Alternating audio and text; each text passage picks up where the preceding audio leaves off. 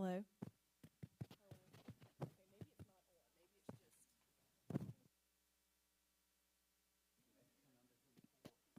Testing.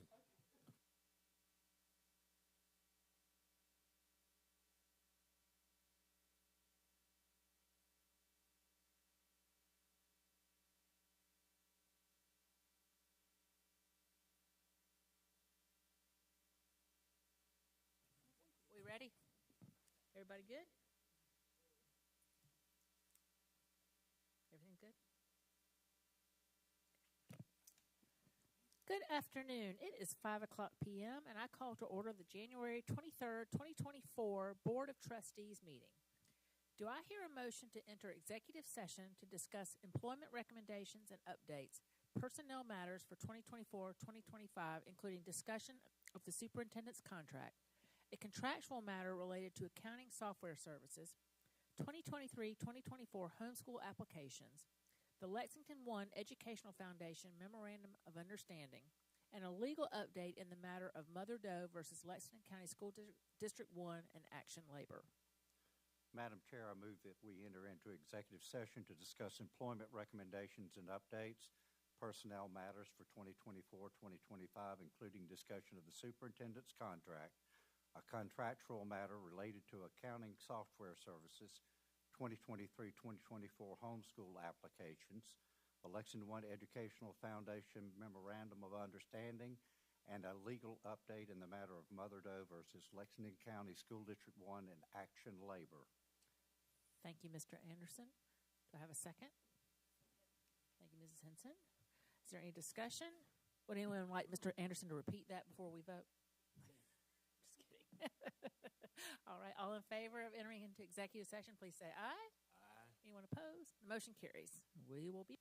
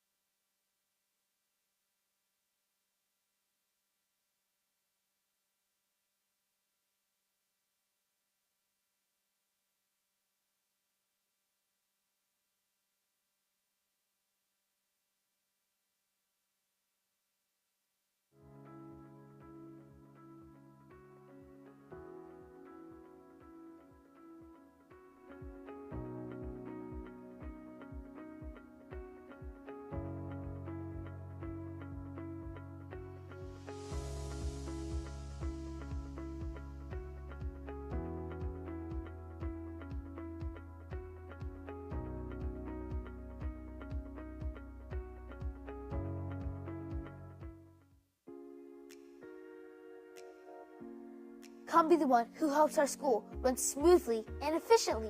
Come be the one who greets students and family with a smile every day. Come be the one who goes above and beyond to help our students and staff succeed. Come be the one who serves me delicious and nutritious meals and makes sure every student is well fed. Come be the one who makes learning fun and makes me love coming to school. Come be the one who makes sure our schools are clean and safe, and the one who makes sure our schools are in tip-top shape. Come be the one who keeps me healthy and safe. Come be the one who greets me with a smile at the bus stop and safely transports me to and from school, and the one who makes sure I get to my game on time. Come be the one who challenges me to think critically and encourages me to never give up on my dreams. Come be the one who makes it possible for all students to learn and grow. Come be the one who supports me in the classroom and helps me reach my full potential. Come be the one who makes our schools a special place.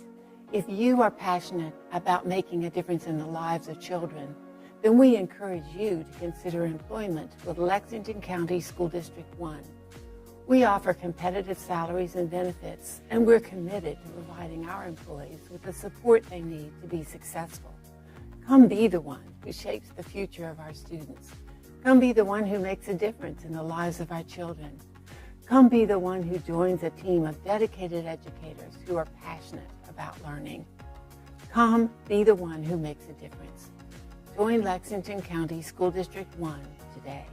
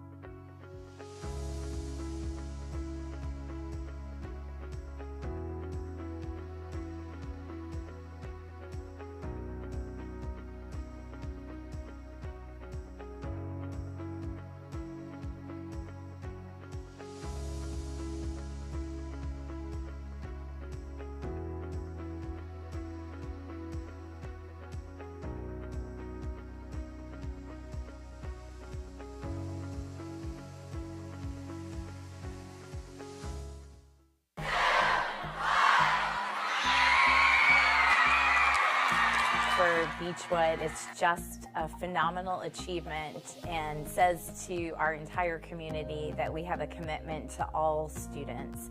It's very heartwarming because we're not just talking about the words inclusion, you're seeing it in action. The kids are including, they're congratulating, they are truly happy to have our special learners as part of the school community.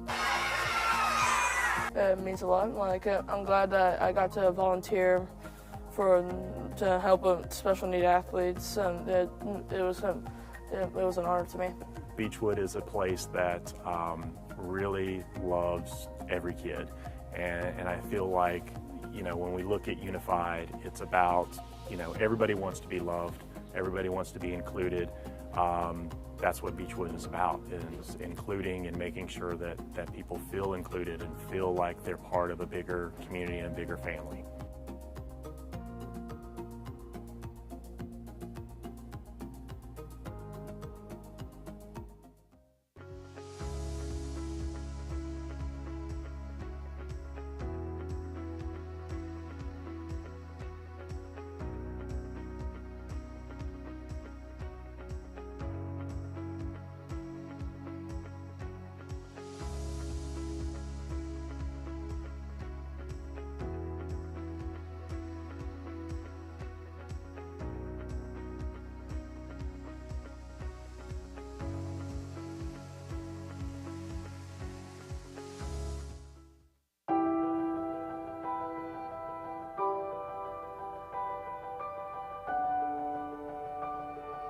We often hear that safety and security are the main priorities of Lexington County School District 1, but what does that mean? It means that students and adults have a plan and know what to do in case of an emergency or safety concern. All the schools in Lexington 1, like many schools all across our country, follow the standard response protocol. That includes 5 possible actions: hold, secure, lockdown, evacuate, and shelter. Hi, my name is Corey Allman. I'm a school resource officer here at Lexington 1. Let's talk about the first response protocol, hold. Hold in your classroom or area, clear the hallways. Hold in your classroom or area, clear the hallways. During a hold, something is happening in the halls and the school needs to get it sorted out.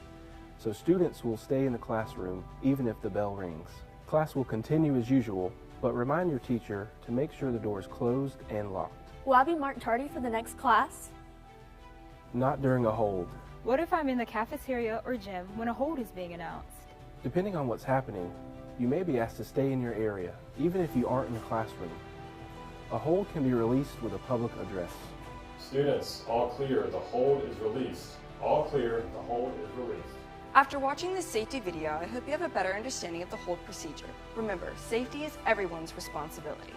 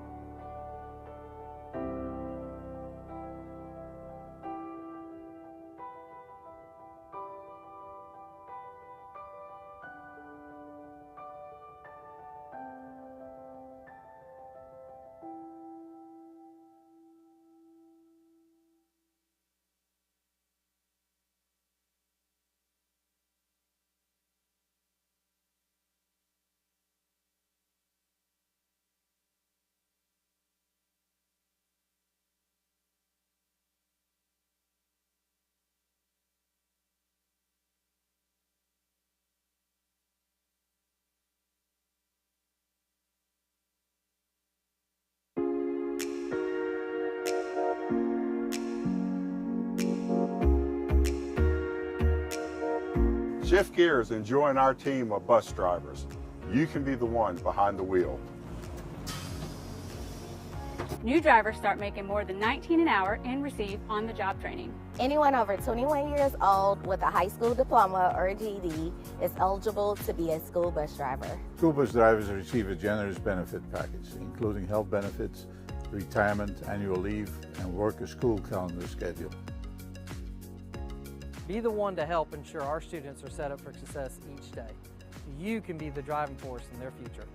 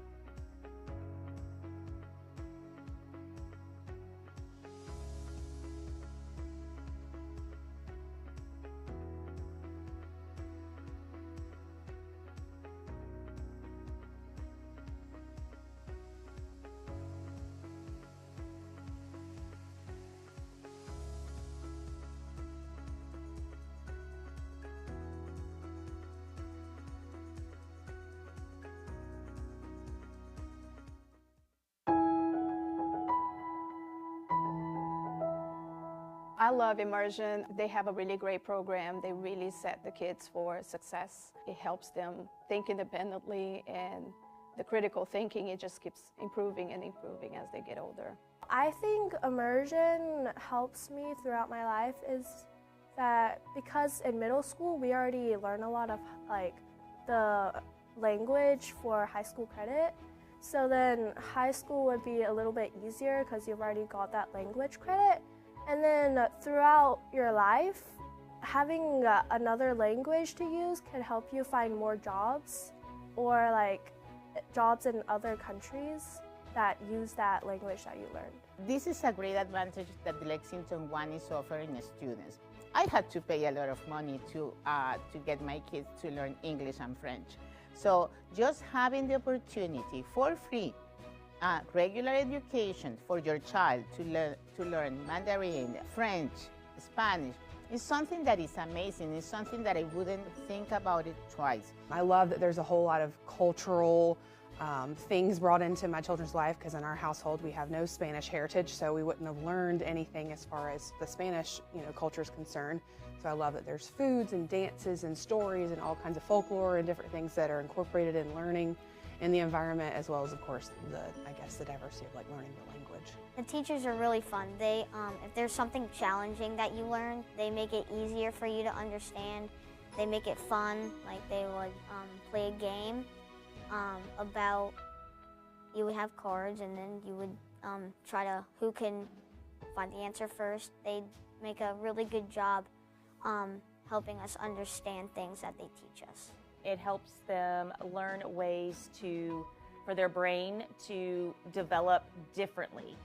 They're able to problem solve differently. They're able to look at ideas from a different point of view, coming from having to figure out what the page said in their foreign language as well. So it not only gives them the language opportunity for a job, but it helps them in math, it helps them in music, it helps them just completely change their brain and have different synapses to make them think. To speak that language, I can connect more and be able to create new partnerships. And then for even more in the future, I can own businesses, I can travel the world and use my language skills to its extent. Pretty great to say that I graduated as an immersion student, and I'm glad that I still continue to use it in my career. And even if you aren't using it in your career, it's definitely something that you will use when you're experiencing different cultures. I've traveled to France a couple of times, and I'm really glad that I've been able to use my background of the language and as well as the culture. It's a super great and unique experience, and I'm really glad that I had the opportunity to do it. I wouldn't do my elementary, middle school, or high school years any differently, and I'm really glad that I was able to have the opportunity.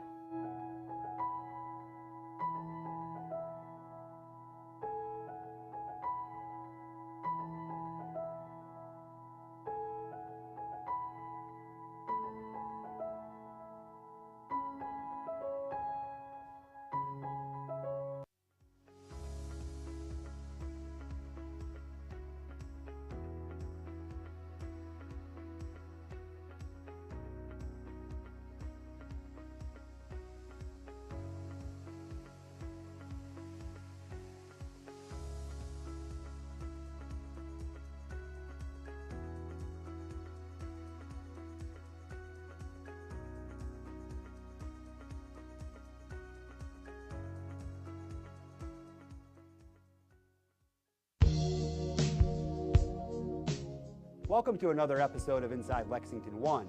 Members of the White Knoll High School Choir recently took center stage with one of rock's most iconic bands and became rock stars for an evening.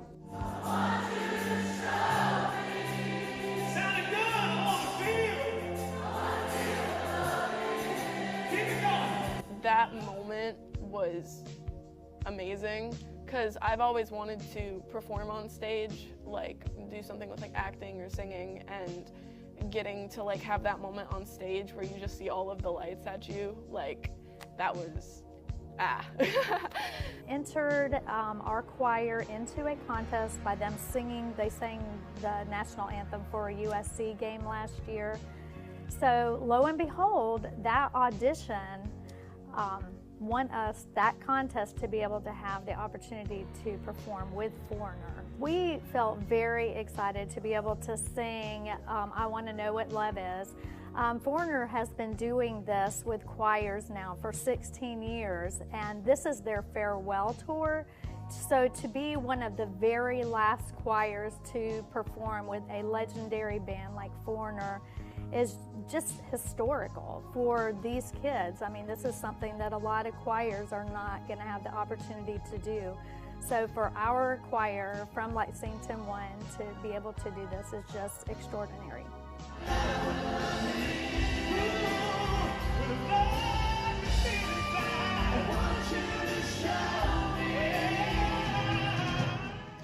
This is a huge experience for our choir because, like, we've traveled to different events, we've done different things, but we've never had an opportunity quite like something like this.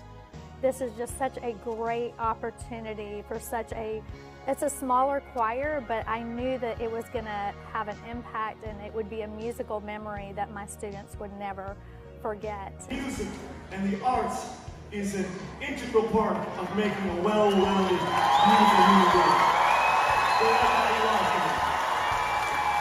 You guys are great. Did you have fun? All right. It sounds great. It looks great. Make some big noise for this choir on their way. You could tell that they really care about the arts in the school. They are passionate about giving back. And that just puts this rock band up another step in my book because they are giving back to the students. Foreigner presented the choir with a $500 music grant, which will help cover expenses when they take their musical talents on the road, taking the stage at Carolina Opera in December. Thanks for watching this episode of Inside Lexington 1.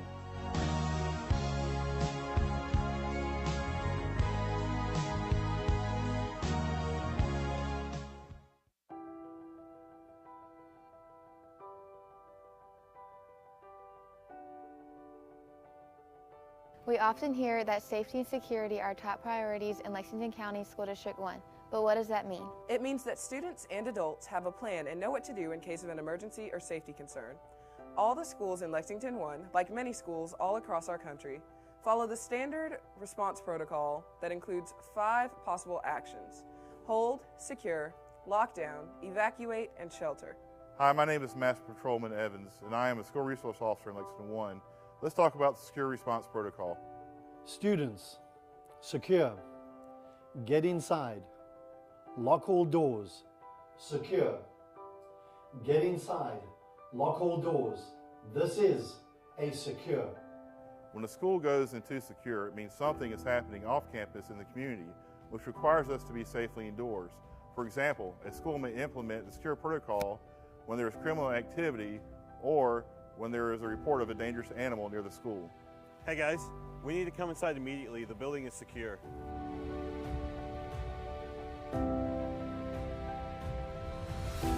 What happens during a secure?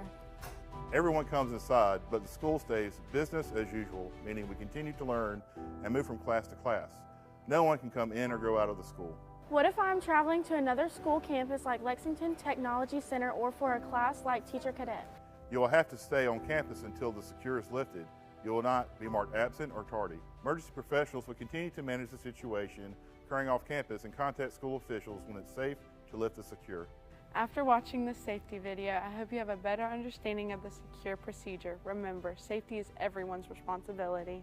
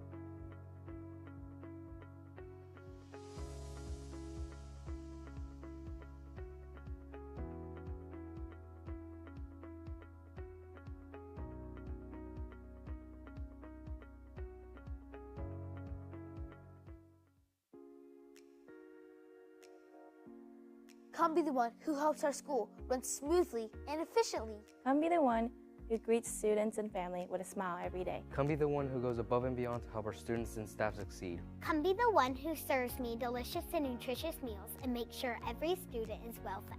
Come be the one who makes learning fun and makes me love coming to school. Come be the one who makes sure our schools are clean and safe, and the one who makes sure our schools are in tip-top shape. Come be the one who keeps me healthy and safe.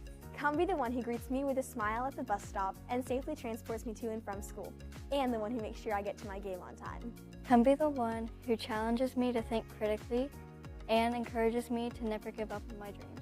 Come be the one who makes it possible for all students to learn and grow. Come be the one who supports me in the classroom and helps me reach my full potential. Come be the one who makes our schools a special place. If you are passionate about making a difference in the lives of children, then we encourage you to consider employment with Lexington County School District 1. We offer competitive salaries and benefits, and we're committed to providing our employees with the support they need to be successful. Come be the one who shapes the future of our students. Come be the one who makes a difference in the lives of our children.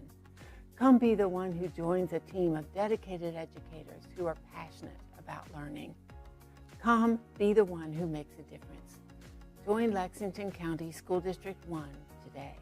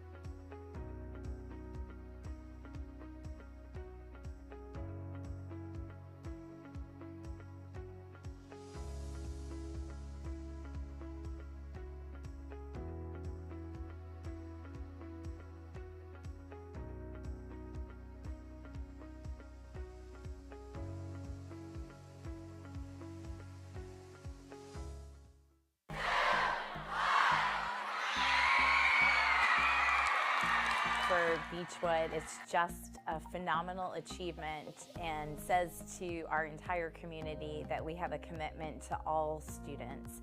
It's very heartwarming because we're not just talking about the words inclusion, you're seeing it in action. The kids are including, they're congratulating, they are truly happy to have our special learners as part of the school community. It means a lot. I'm glad that I got to volunteer to help special need athletes, and it was an honor to me. Beechwood is a place that really loves every kid, and I feel like, you know, when we look at Unified, it's about, you know, everybody wants to be loved, everybody wants to be included. That's what Beechwood is about, is including and making sure that people feel included and feel like they're part of a bigger community and a bigger family.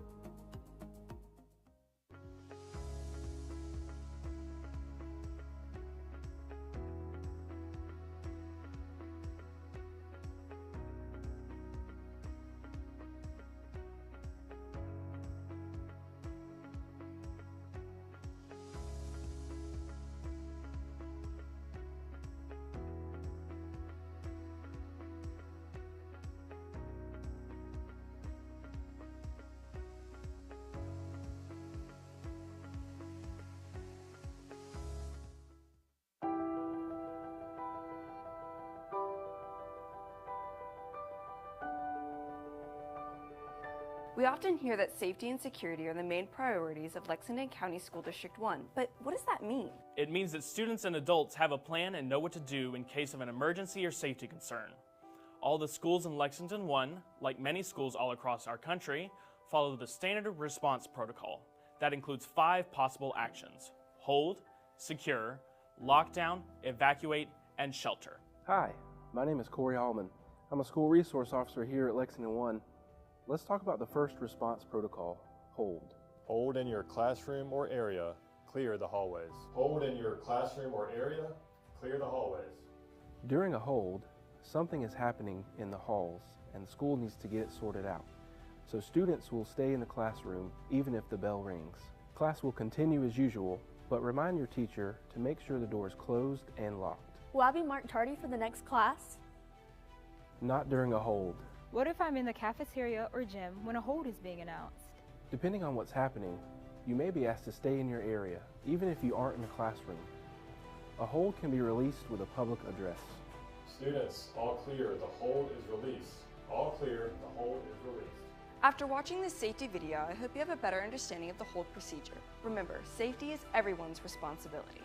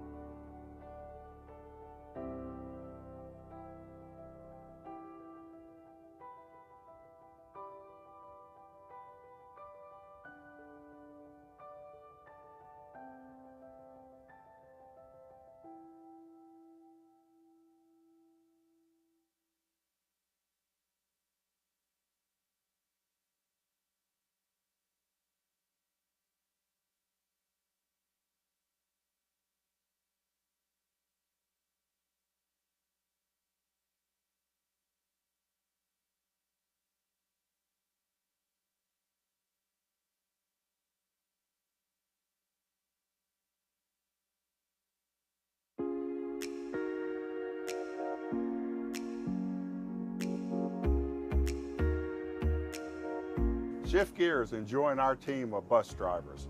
You can be the one behind the wheel. New drivers start making more than $19 an hour and receive on-the-job training. Anyone over 21 years old with a high school diploma or a GED is eligible to be a school bus driver. School bus drivers receive a generous benefit package, including health benefits, retirement, annual leave, and work a school calendar schedule. Be the one to help ensure our students are set up for success each day. You can be the driving force in their future.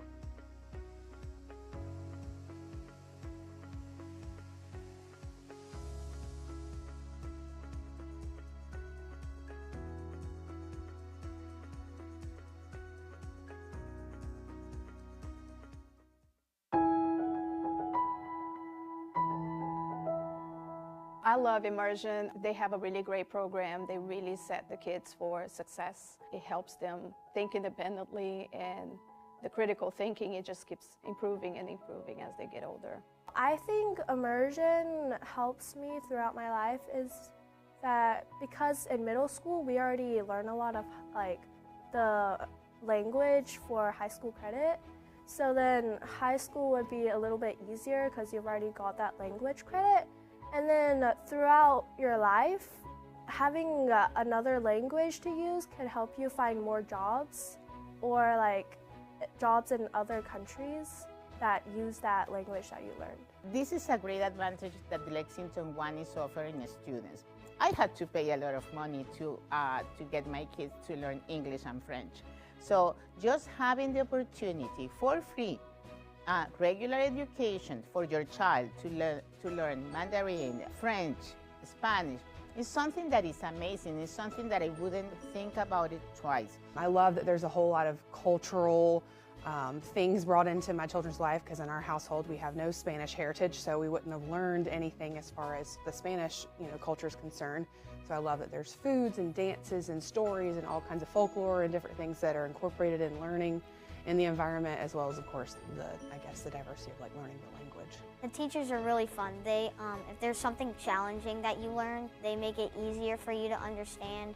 They make it fun, like they would play a game about, you would have cards and then you would try to, who can find the answer first. They make a really good job helping us understand things that they teach us. It helps them learn ways for their brain to develop differently. They're able to problem solve differently. They're able to look at ideas from a different point of view, coming from having to figure out what the page said in their foreign language as well. So it not only gives them the language opportunity for a job, but it helps them in math, it helps them in music, it helps them just completely change their brain and have different synapses to make them think. To speak that language, I can connect more and be able to create new partnerships. And then for even more in the future, I can own businesses, I can travel the world and use my language skills to its extent. Pretty great to say that I graduated as an immersion student, and I'm glad that I still continue to use it in my career. And even if you aren't using it in your career, it's definitely something that you will use when you're experiencing different cultures. I've traveled to France a couple of times, and I'm really glad that I've been able to use my background of the language and as well as the culture. It's a super great and unique experience, and I'm really glad that I had the opportunity to do it. I wouldn't do my elementary, middle school, or high school years any differently, and I'm really glad that I was able to have the opportunity.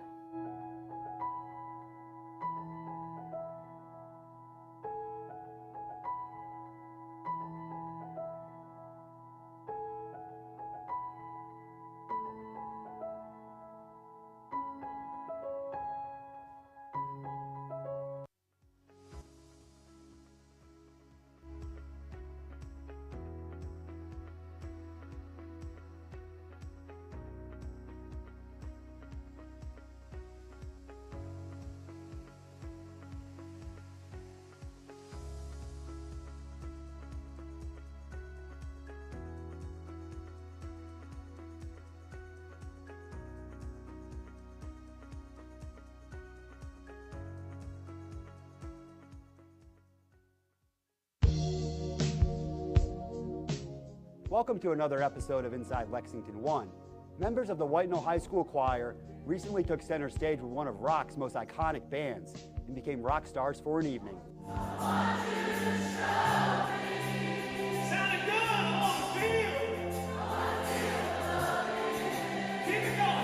That moment was amazing, because I've always wanted to perform on stage, do something with acting or singing, and getting to have that moment on stage where you just see all of the lights at you, that was Entered our choir into a contest by them singing. They sang the national anthem for a USC game last year.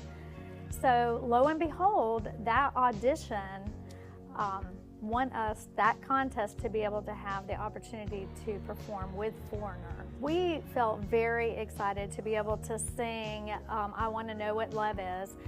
Foreigner has been doing this with choirs now for 16 years, and this is their farewell tour. So to be one of the very last choirs to perform with a legendary band like Foreigner is just historical for these kids. I mean, this is something that a lot of choirs are not going to have the opportunity to do. So for our choir from Lexington 1 to be able to do this is just extraordinary.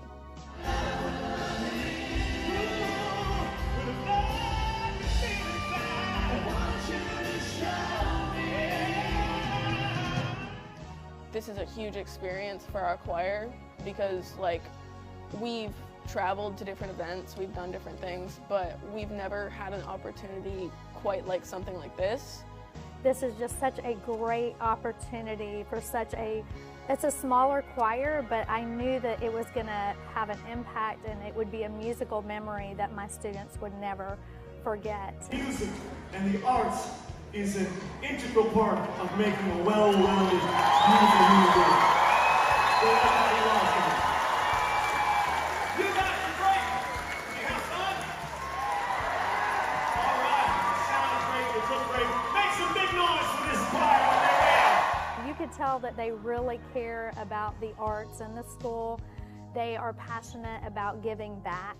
And that just puts this rock band up another step in my book because they are giving back to the students. Foreigner presented the choir with a $500 music grant, which will help cover expenses when they take their musical talents on the road, taking the stage at Carolina Opera in December. Thanks for watching this episode of Inside Lexington 1.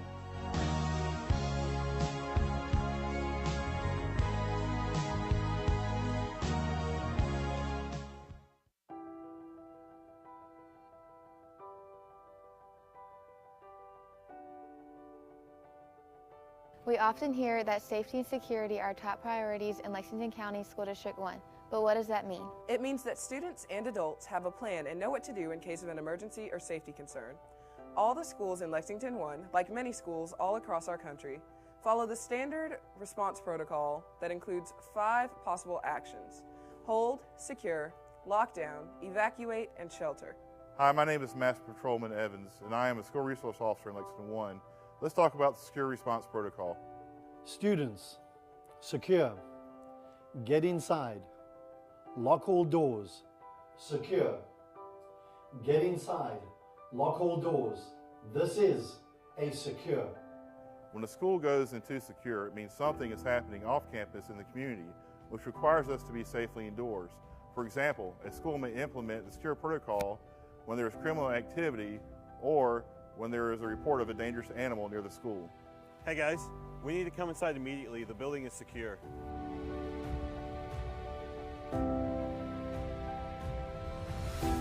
What happens during a secure? Everyone comes inside, but the school stays business as usual, meaning we continue to learn and move from class to class. No one can come in or go out of the school. What if I'm traveling to another school campus like Lexington Technology Center or for a class like Teacher Cadet? You will have to stay on campus until the secure is lifted. You will not be marked absent or tardy. Emergency professionals will continue to manage the situation occurring off campus and contact school officials when it's safe to lift the secure. After watching this safety video, I hope you have a better understanding of the secure procedure. Remember, safety is everyone's responsibility.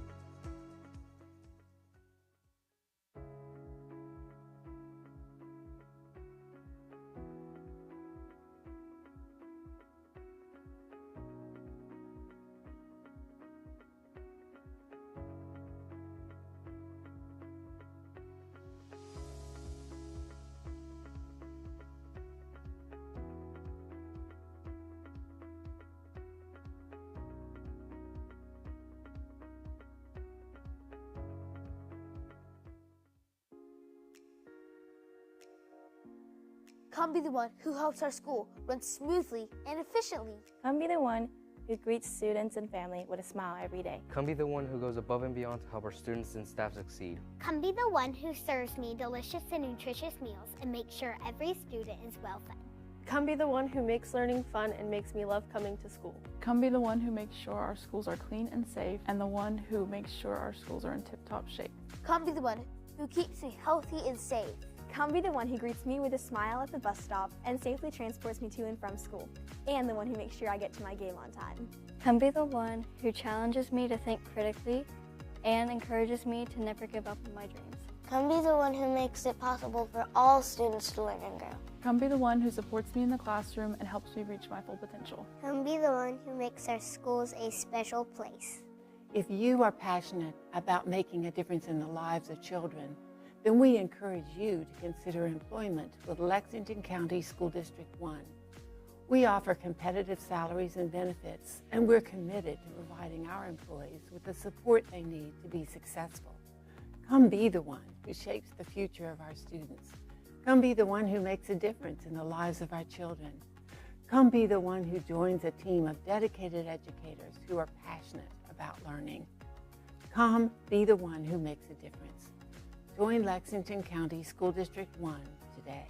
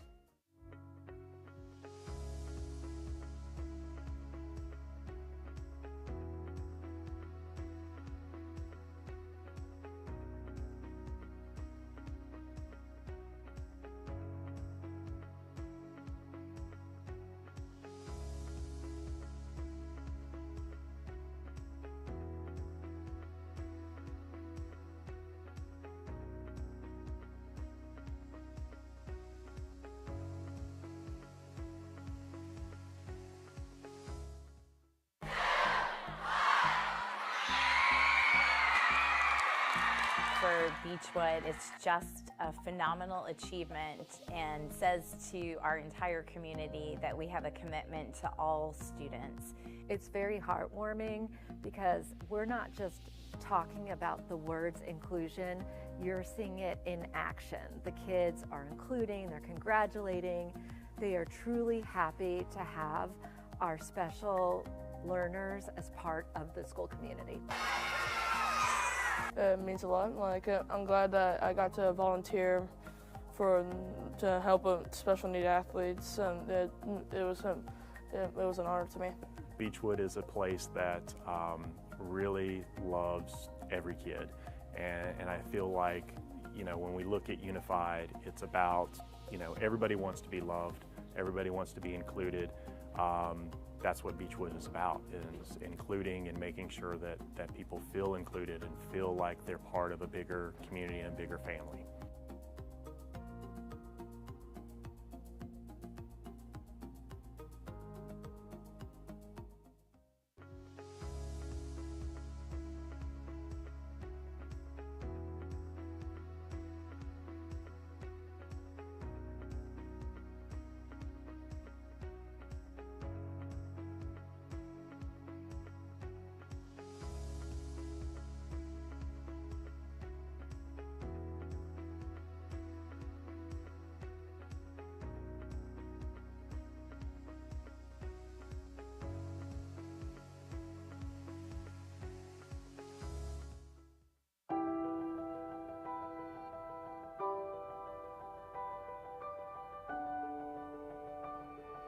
We often hear that safety and security are the main priorities of Lexington County School District 1, but what does that mean? It means that students and adults have a plan and know what to do in case of an emergency or safety concern. All the schools in Lexington 1, like many schools all across our country, follow the standard response protocol. That includes 5 possible actions: hold, secure, lockdown, evacuate, and shelter. Hi, my name is Corey Hallman. I'm a school resource officer here at Lexington 1. Let's talk about the first response protocol, hold. Hold in your classroom or area, clear the hallways. Hold in your classroom or area, clear the hallways. During a hold, something is happening in the halls and the school needs to get it sorted out. So students will stay in the classroom even if the bell rings. Class will continue as usual, but remind your teacher to make sure the door is closed and locked. Will I be marked tardy for the next class? Not during a hold. What if I'm in the cafeteria or gym when a hold is being announced? Depending on what's happening, you may be asked to stay in your area, even if you aren't in a classroom. A hold can be released with a public address. Students, all clear, the hold is released. All clear, the hold is released. After watching this safety video, I hope you have a better understanding of the hold procedure. Remember, safety is everyone's responsibility.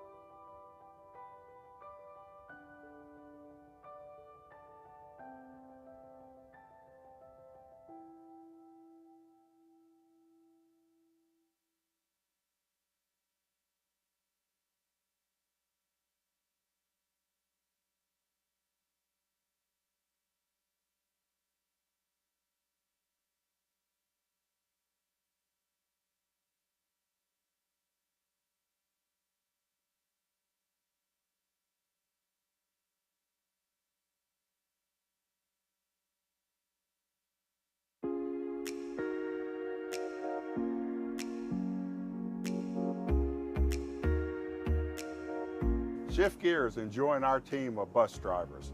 You can be the one behind the wheel. New drivers start making more than $19 an hour and receive on-the-job training. Anyone over 21 years old with a high school diploma or a GED is eligible to be a school bus driver. School bus drivers receive a generous benefit package, including health benefits, retirement, annual leave, and work a school calendar schedule. Be the one to help ensure our students are set up for success each day. You can be the driving force in their future.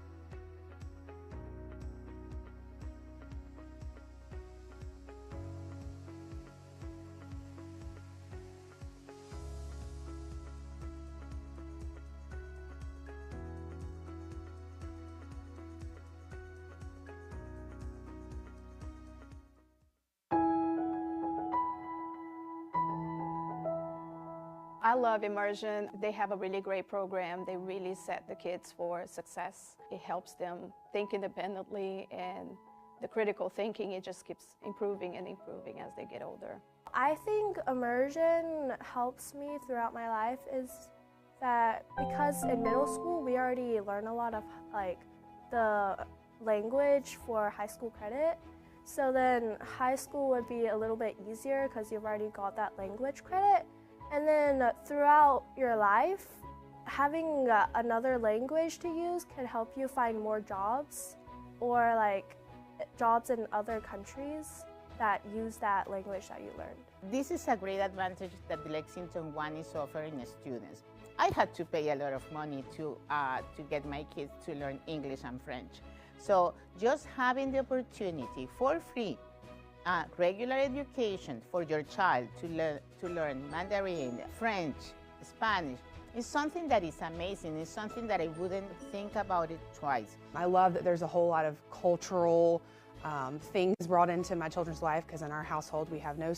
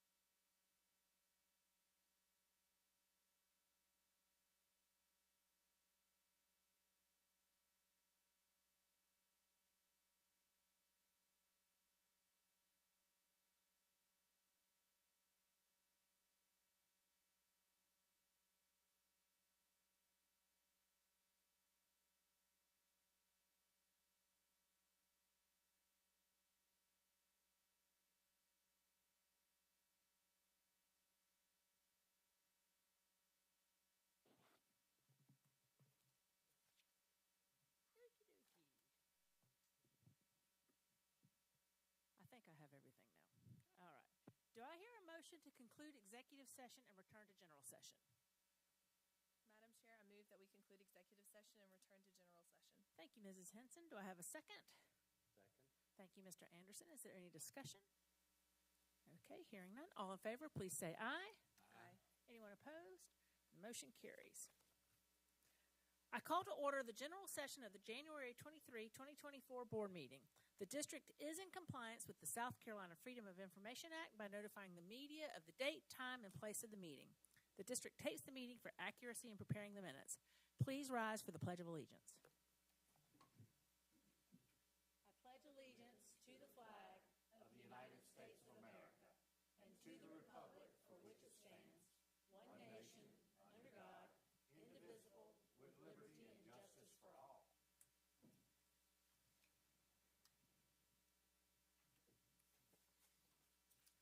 Do I hear a motion to approve the agenda as presented?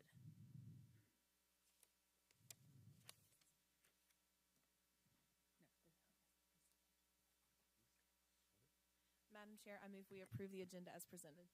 Thank you, Mrs. Henson. Do I have a second? Second. Thank you, Mr. Anderson. Is there any discussion?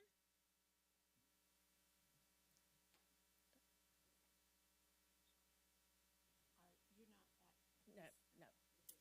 All right. Any other discussion? All in favor, please say aye. Aye. Anyone opposed? The motion carries.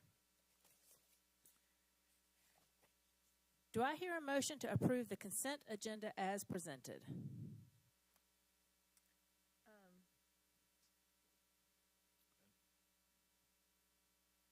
Madam Chair, I move that we approve the consent agenda as presented. Thank you, Mrs. Henson. Do I have a second? Second. Thank you, Mr. Rice. Madam Chair. Yes. I have a correction. Yes. I move that we approve the consent agenda items as listed and amended. Thank you, Mrs. Henson. Do I have a second? Second. Thank you, Mr. Rice. Is there any discussion? I believe Dr. Postaway, you wanted to clarify that for us. This is the one I wanted to weigh in on. We started approving policy BEDH, I believe, in November. It was tabled. We brought it back off the table in December, and there are some questions about whether we did everything we meant to do. So the minutes for tonight have been revised to reflect exactly the wording from the December meeting, and we're asking outside counsel to help us make sure that we took the appropriate action as we brought, because there was a table and a motion to withdraw and then a motion to put back. And in addition, Ms. McCown has indicated there was a word, she wanted to add a word or two from the last time. So we're working with outside counsel who will advise us in February. We'll put this back on that policy back on the agenda in February and make sure that it gets straightened out. And if that at that time, if our December meetings minutes aren't quite right, we'll amend those, refer to those, and get it all straightened out so that we're technically correct on this and that our public is clear about what we've done. In the meantime, that's the agenda about public comments. We'll proceed to operate without any changes to the board's process. Okay. Thank you. And so in a nutshell, the minutes are correct according to the meeting in December, and we will determine the policy situation in February. All right. Any other discussion or questions about the consent agenda? All right. All in favor, please say aye. Aye. Anyone opposed? Motion carries. All right. Do I hear a motion that the board approves 6 current year certified recommendations and 1 administrative staff recommendation for 2024-2025 as presented by administration? Madam Chair, I move to approve 6 current year certified recommendations and 1 administrative staff recommendation for 2024-2025 as presented by administration. Thank you, Mrs. Henson. Do I have a second? Second. Thank you, Mr. Rice. Is there any discussion? All right. Hearing none. All in favor, please say aye. Aye. Anyone opposed? The motion carries. Do I hear a motion to accept the superintendent's recommendation that district administration shall notify the South Carolina State Board of Education of the breach of employment contract by employee A pursuant to Section 5925.530 of the South Carolina Code of Laws? Madam Chair, I move to accept the superintendent's recommendation that the district administration shall notify the South Carolina State Board of Education of the breach of an employment contract by employee A pursuant to Section 5925-530 of the South Carolina Code of Laws. Thank you, Mrs. Henson. Do I have a second? Second. Thank you, Mr. Anderson. Is there any discussion? Okay, hearing none. All in favor, please say aye. Aye. Anyone opposed? Motion carries. Do I hear a motion regarding the superintendent's contract? Madam Chair, I move that the board approve the superintendent's recommendation to amend Section 2 of the superintendent's contract to reclassify the deputy superintendent's position referenced in her contract to be a superintendent-elect/superintendent's position, with the understanding that the board will work with a third party to advertise the superintendent-elect/superintendent's position and receive applications. Thank you, Mrs. Henson. Do I have a second? Second. Thank you, Mr. Anderson. Is there any discussion? Dr. Postaway, would you like to speak to this? Yes, thanks. I have 3 performance standards. One has to do with vision and planning, a second has to do with organizational leadership, and a third has to do with professionalism. So I hope that my recommendation falls into all 3 of those categories. I was really blessed by the board with a 5-year contract. Next year will be the 3rd year of the 5-year contract. Looking ahead for succession planning, I think it's in the district's best interest to advertise, rather than a deputy position, the superintendent-elect position, which would make it clear that the person coming in as superintendent-elect would eventually serve as superintendent when I step down. We're getting ready to start a 5-year strategic plan. You'll hear a little bit about the recommendations that are coming from our curriculum effectiveness audit. There is much work to be done, and I think that it would be in the district's best interest to have stability during that transition time of one superintendent to the next. I would love to be able to stay here for the full 5 years, but to be honest, I'm in my 6th decade of working with enforced schools, and I would be a little fearful pushing the envelope on how far I could actually go with your next strategic plan. But I'd like to go as far as it'll take us, but I want the succession planning to be really clear. So thank you for that. Thank you. Any board, any comments or questions? No? Okay. Hearing none. All in favor, please say aye. Aye. Anyone opposed? The motion carries. Do I hear a motion to approve an additional $100,000 expenditure to the 2024 General Fund operating budget that will enhance configurations within the accounting software?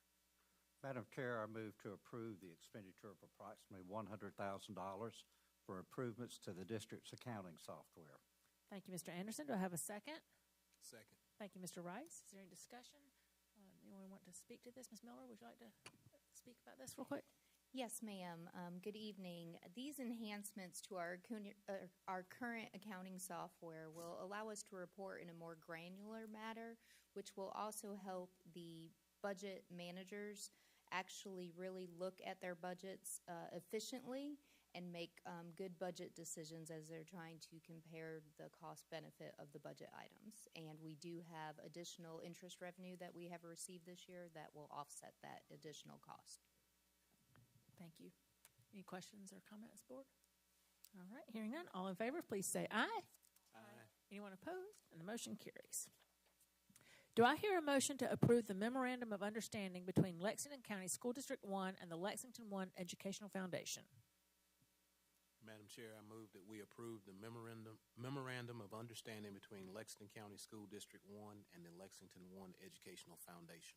Thank you, Mr. Rice. Do I have a second? Thank you, Mrs. Shealy. Is there any conversation, questions, discussion on this item?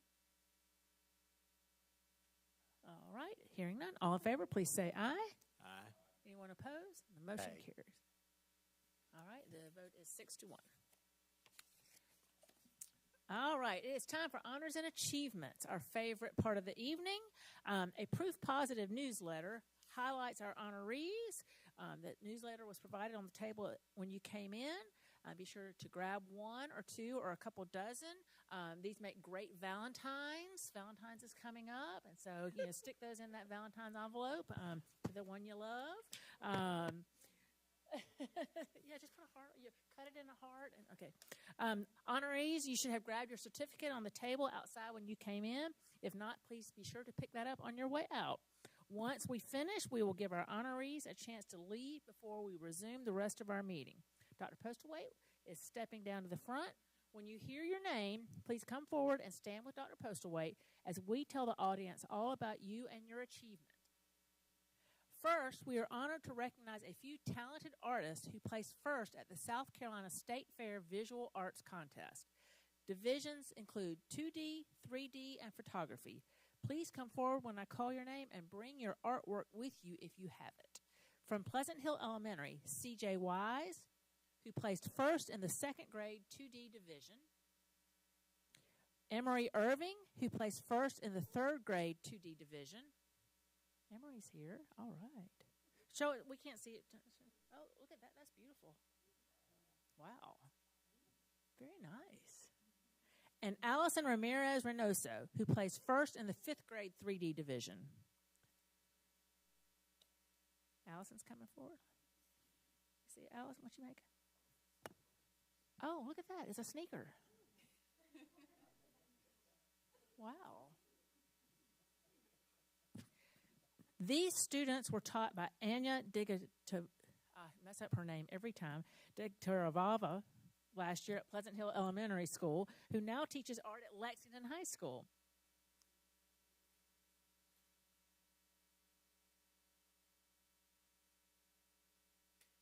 Good job, ladies.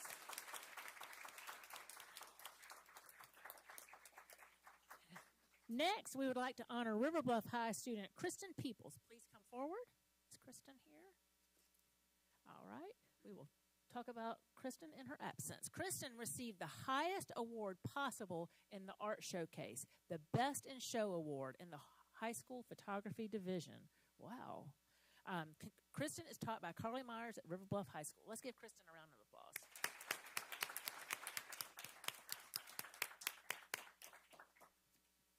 Next, we would like to honor two assistant principals for winning top honors from the South Carolina Association of School Administrators. First, Red Bank Elementary Assistant Principal Tamika Love, please come forward.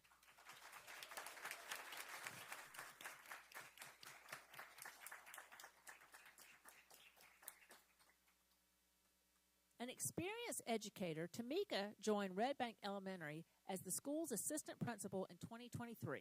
She also served as the assistant principal at Carolina Springs Elementary. Congratulations, Tamika.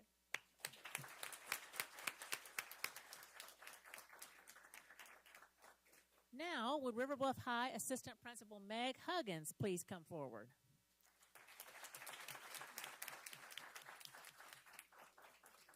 Meg was named the South Carolina Secondary Assistant Principal of the Year. She has worked at River Bluff High School for more than 10 years, first serving as the school's lead teacher for the Center of Law and Global Policy Development before being promoted to assistant principal in 2013. Congratulations, Meg.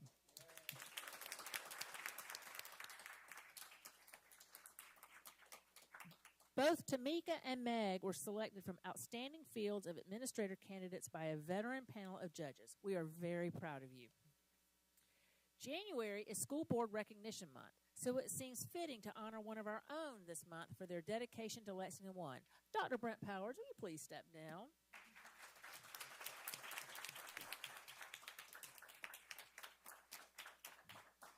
The South Carolina School Boards Association honors board members who reach milestones for their service on local school boards. Tonight, Dr. Powers receives a lapel pin and certificate from the School Board Association for 10 years of service as a board trustee for Lexington County School District 1.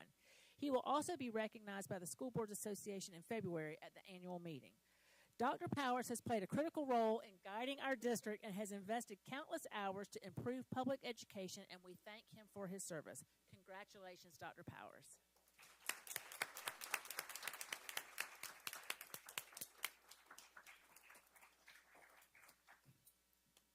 Before I turn over to Dr. Postlewaite to say a few words about Board Appreciation Month, I would like to call your attention to the Ethical Principles poster that our board signs every January.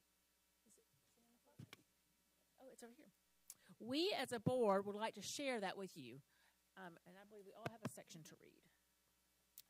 As members of the Board of Lexington County School District 1, we pledge our efforts to improve public education in our community and will solemnly try to represent the interests of the entire district when making decisions and to rely on available facts and on our judgment rather than on individuals or special interest groups. Understand the proper role of the board to set policies governing the district and to hire the chief administrative officer to carry out these policies. Encourage an open exchange of ideas by all board members during the decision-making process. Seek regular communications between the board and students, staff, and all segments of the community. Attend all board meetings to study issues facing the board and to enact policies and official actions only after full discussion at such meetings. Work with other board members in a conscientious and courteous manner befitting the public trust placed in the position of school board trustee. Communicate concerns and public reaction to board policies and school programs to the superintendent and other board members in a professional manner. Support employment of the persons best qualified for staff positions and to ensure a regular and impartial evaluation of all staff. Avoid conflicts of interest and to refrain from using our board positions for personal or partisan gain. Encourage recognition of the achievements of student and staff and of involvement of community residents. Support legislation and funding which will improve the educational opportunities and environment for students and staff. Take no individual action which would compromise the integrity of the board or administration, and to respect the confidentiality of information that is privileged under the Freedom of Information Act. And finally, study current educational issues and to participate in training programs such as those offered through the South Carolina School Board Association, and make our district's educational setting the best possible to encourage all students to achieve and to love learning. Thank you all.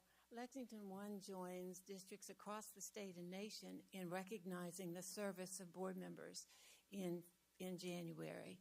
This year's theme is In It to Win It, and it's a reminder to everyone that we need to celebrate the wins that we've accomplished to date for our children, but we need to be really clear about the successes yet to come. We really appreciate everything our board members do for us, and our communications division, with the help of some young people in our district, have prepared a video for you to enjoy.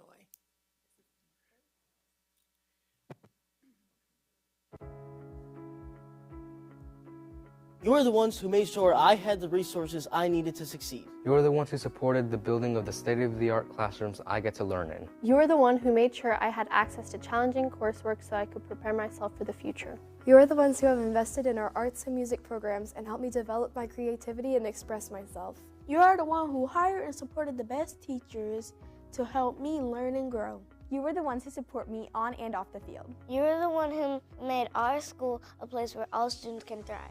You are the ones who set the vision for our schools and make sure all students have access to quality education. You're the ones who create a safe and supportive learning environment for all students.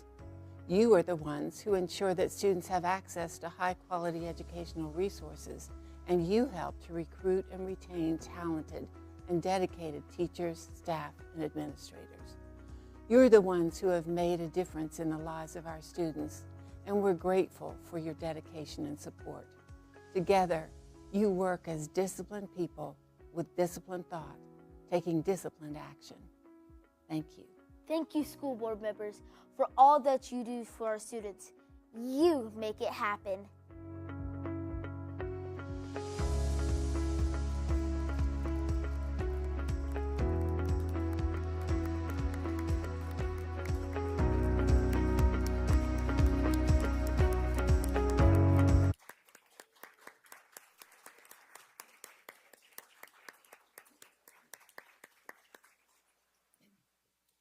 The other thing I'd like to add before we move on is, in her book, Legacy of a Pack Rat, Ruth Bell Graham, Billy Graham's wife, wrote about taking children somewhere, and they were in a hurry to get there. They were almost late.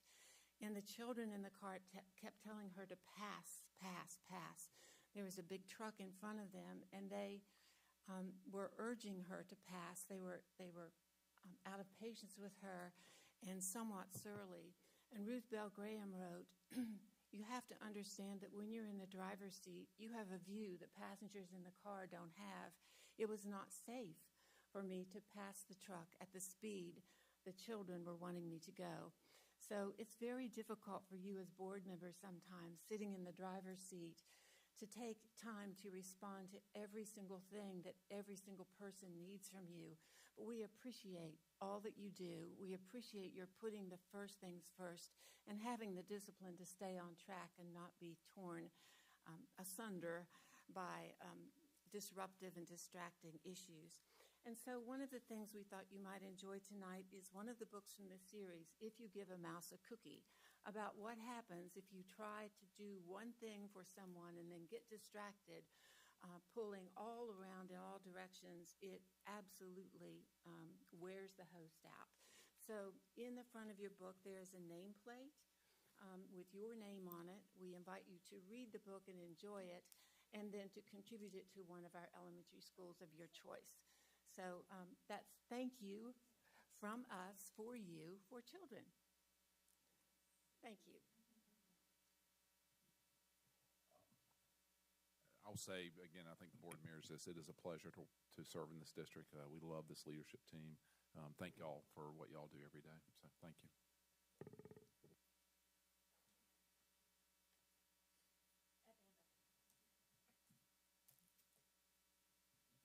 Thank y'all very much for that. And it is always humbling during School Board Appreciation Month because none of us did this for honor or recognition. We did it because we love this district and these students and this staff, and it's a joy and a privilege to be up here and be a part of this. Thank you very much. And thank you to my board colleagues for all the work that you do. All right. Before we go, you may have noticed another award tonight on the back of Proof Positive that we did not honor. Chief Human Resources Officer Devonna Price could not be with us tonight, so we will honor her at a future board meeting. We would also like to recognize our amazing principals who are with us tonight. If you are a principal, would you please stand?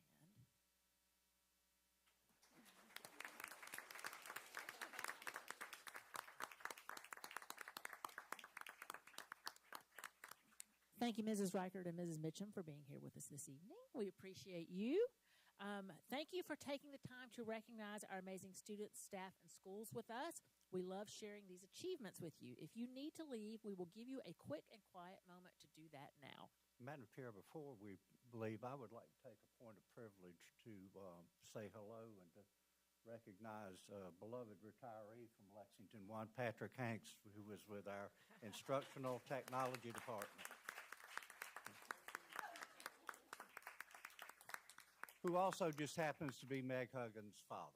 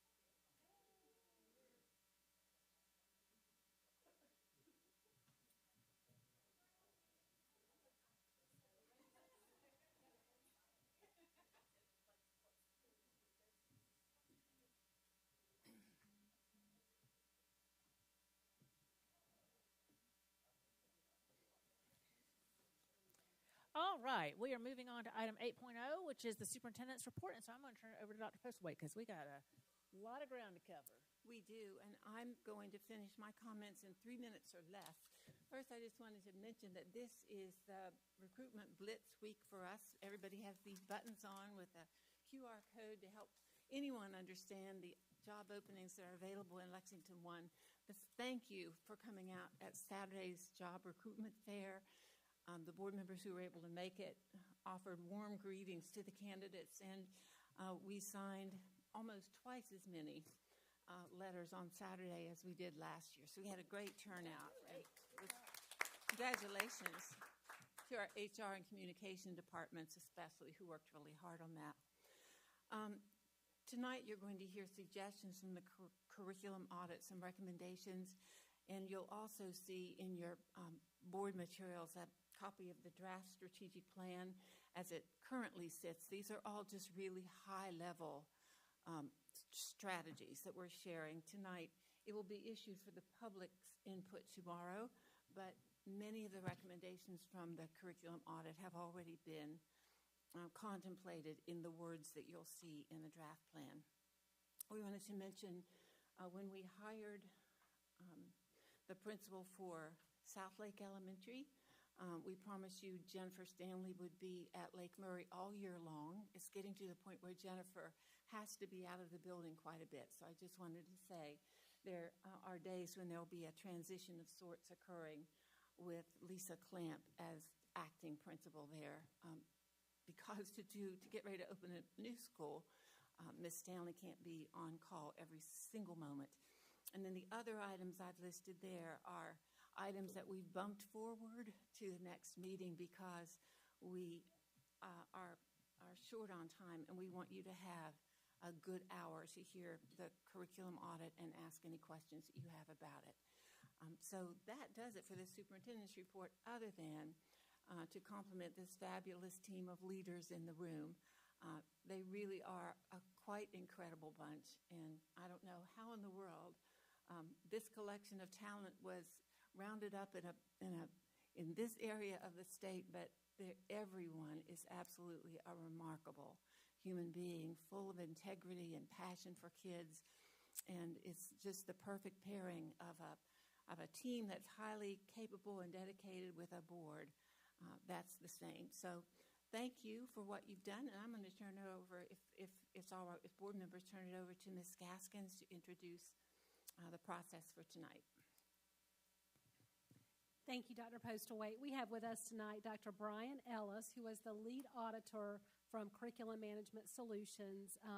As you remember, we wanted to really take a close look at not only the curriculum and assessments we provide and classroom instruction, but also all of the systems and structures that surround that in the district that make high-quality learning possible for students. And so we set out to really understand how we could do that to truly accelerate learning, and we engaged Curriculum Management Solutions. They began in May, really looking closely at many documents, student work artifacts, and they were here in September for a week. And I will say, at the beginning of this, in order to find somebody who could really do a comprehensive audit, we caught a lot of references, and we did hear in that, if you go with Curriculum Management Solutions, they're going to tell you the hard truth.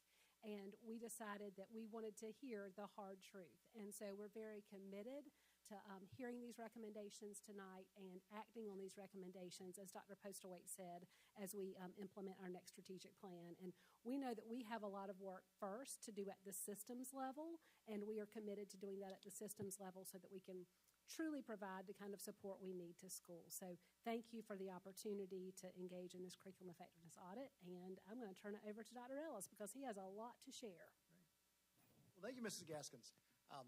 As I start this, I was not aware of what would be preceding it in terms of the board recognition, but it really serves as a great foundation to speak about what I'm going to tonight. As Mrs. Gaskins says, my job here is not to say all the great things about what's going on. It's to help share the work that you can do to continue to improve and build upon the many successes that you already have in place. And you do have a tremendous foundation here. It was a pleasure working with this district. It was one of my favorite audits that I've had the opportunity to do, and I look forward to sharing the information here with you and answering your questions about our work. My goal really for those of you that will ultimately be digging into the audit is really to help you understand it as much. It's not possible to go through all the content in great detail in 30 to 45 minutes.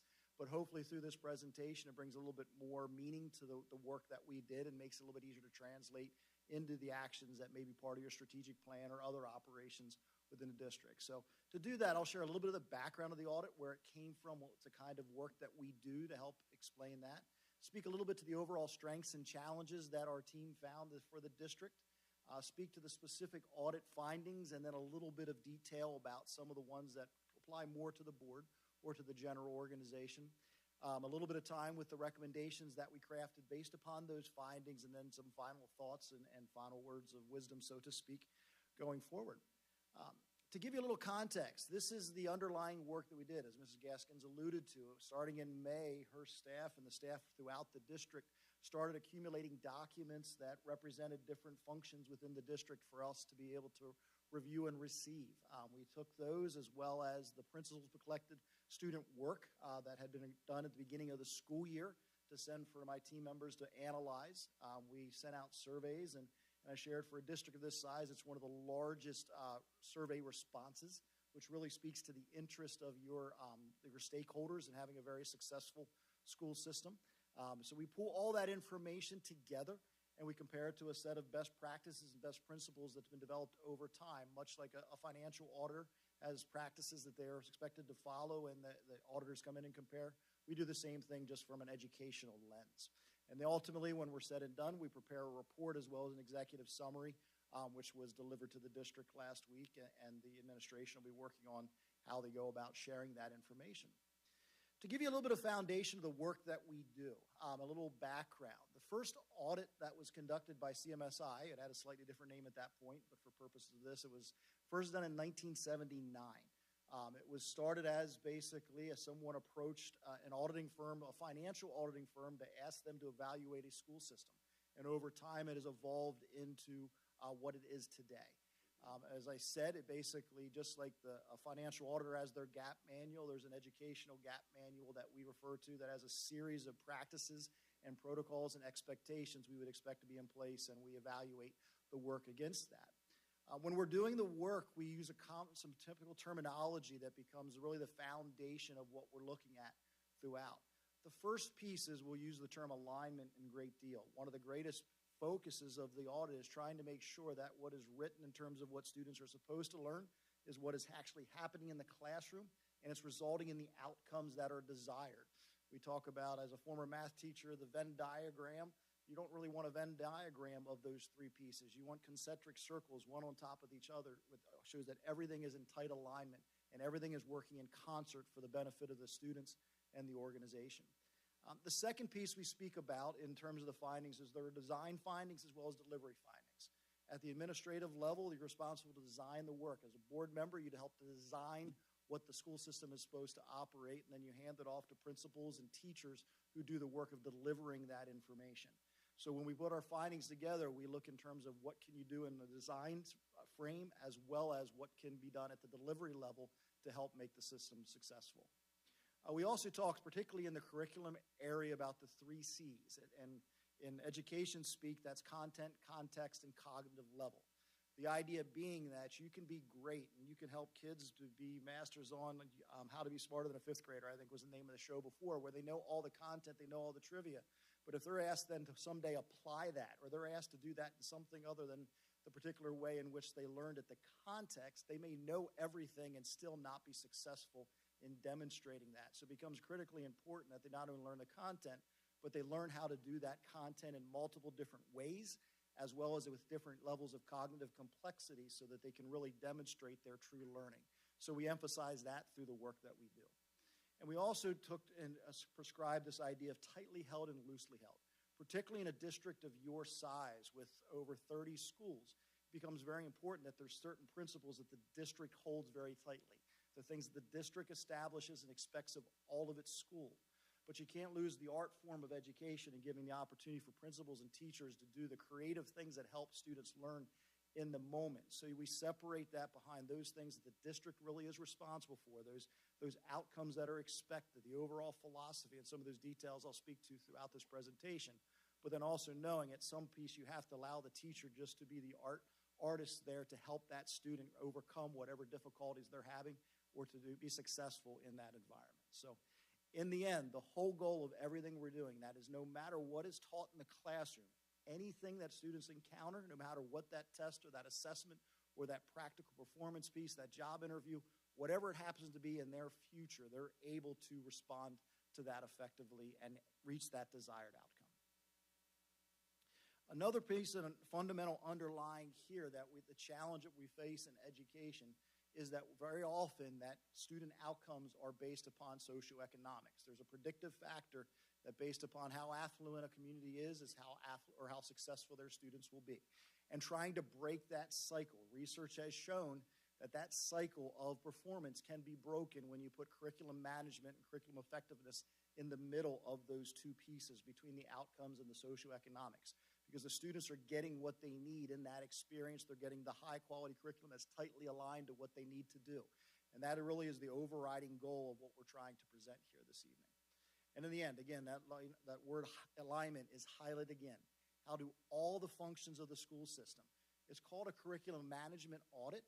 However, it looks into many other things beyond just curriculum documents, because everything that you do in a school system ultimately contributes to students' learning, whether that's feeding them breakfast, whether that's making sure the buses show up on time, whether it's hiring high-quality people and holding them accountable. Those go right along hand in hand with the curriculum documents that the teachers use to implement. How do we make sure that they're all aligned? So that's the fundamentals of the overriding ideas and principles of the audit. When you actually go and you look at the documents, it's broken up into 5 particular focus areas, the way the system is organized. The first piece is district vision and accountability, looking at that overriding control. This is the area where you as board members have the most influence because you control what happens in the district through the policies you create and the expectations you place upon the administration here in the district. The second focus area is curriculum. That is truly what most people assume the curriculum management audit is. That's looking at the quality of the curriculum that's handed to teachers and what they're able to work with in terms of the objectives that are provided to them and the experiences that you want them to have. The third area is internal access and consistency. This is very much about the instruction that's happening. Is it consistent across your entire district? Are the tools being put in place for the teachers? Are they getting the training they need to be successful? The fourth area is feedback. It's looking at how you use assessment to continue to improve your system, whether that's the individual quiz that this teacher looks at to help the individual student, up to you looking at everyone in the state test scores and how that's influencing how you make decisions at the macro level and everywhere in between. And the final piece is productivity. Are you using the resources in the most efficient manner possible to make sure that you have that continual improvement? Are you finding ways to really embrace those things that are going very well and identify those things that are not and making sure you don't continue to dedicate resources to them so you can be more and more productive? So what I ultimately summarized here, that every night when we're on one of the projects as well as a few times through Zoom as we're going through documents, we come together as a team just to talk about what we found. And it helps to crystallize throughout the course of the week of what we found. And every night, these common themes seem to come up for strengths, and we go back and look at the actual data that we collected at continued reinforcement. I rarely ever, as I do these presentations, highlight one specifically, but I did put one there in green I felt was really important to share, especially in this format. I've had the pleasure of doing this work for 17 years. I have never been in a district where I've seen the total level of commitment to improvement that I've seen here. From the administrators that you have hired, as well as the board interviews that I had an opportunity to hear from most all of you in terms of your goals for Lexington 1, as well as just the interest of the teachers, the administrators, the stakeholders, and the parents of seeing this improvement. And the great place about that is you're not starting from square one or ground level. You already have a lot of successes to build on. And to have that motivation really is an awesome place to be right now.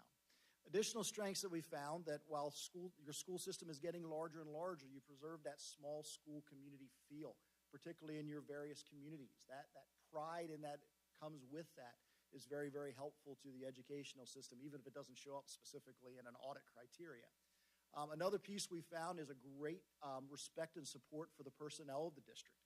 The parents overwhelmingly were in favor of how positive they were with the teacher or how great your teaching staff is, your administrators are. There's a great deal of respect for your central administration as well for you as board members. There is a collegial feel among the stakeholders and respect for everyone that's doing the work of this district, which was neat to see. You also are starting from a position of strength with student achievement. We've all been doing student achievement long enough to know you can always do better. But you are already in a position, you're already exceeding state results that you can grow on and build on and work on some of the disparities that are there, but you still are coming from a position of strength with your. And you also have a wealth of resources. You have a great deal of human capacity as well as the financial capacity to do the work that's necessary in the district.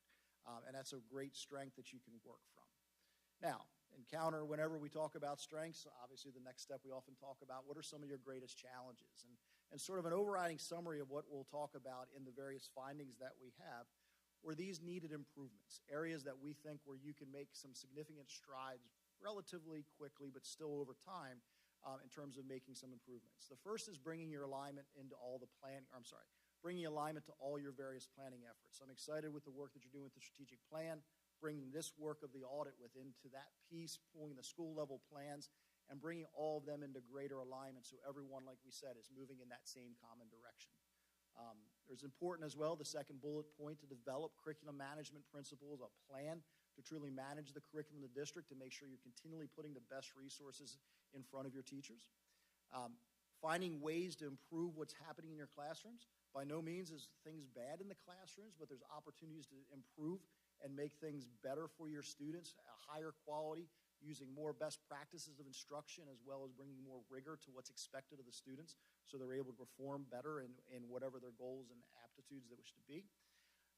Using assessment a little bit more strategically than you may have at this point in terms of the intentional aligned use of quality assessment, making sure you have good assessments of all the different ways that students are learning so you know where they're making their strides and where they're falling behind and how that can feed that use and continue to make improvements within your district.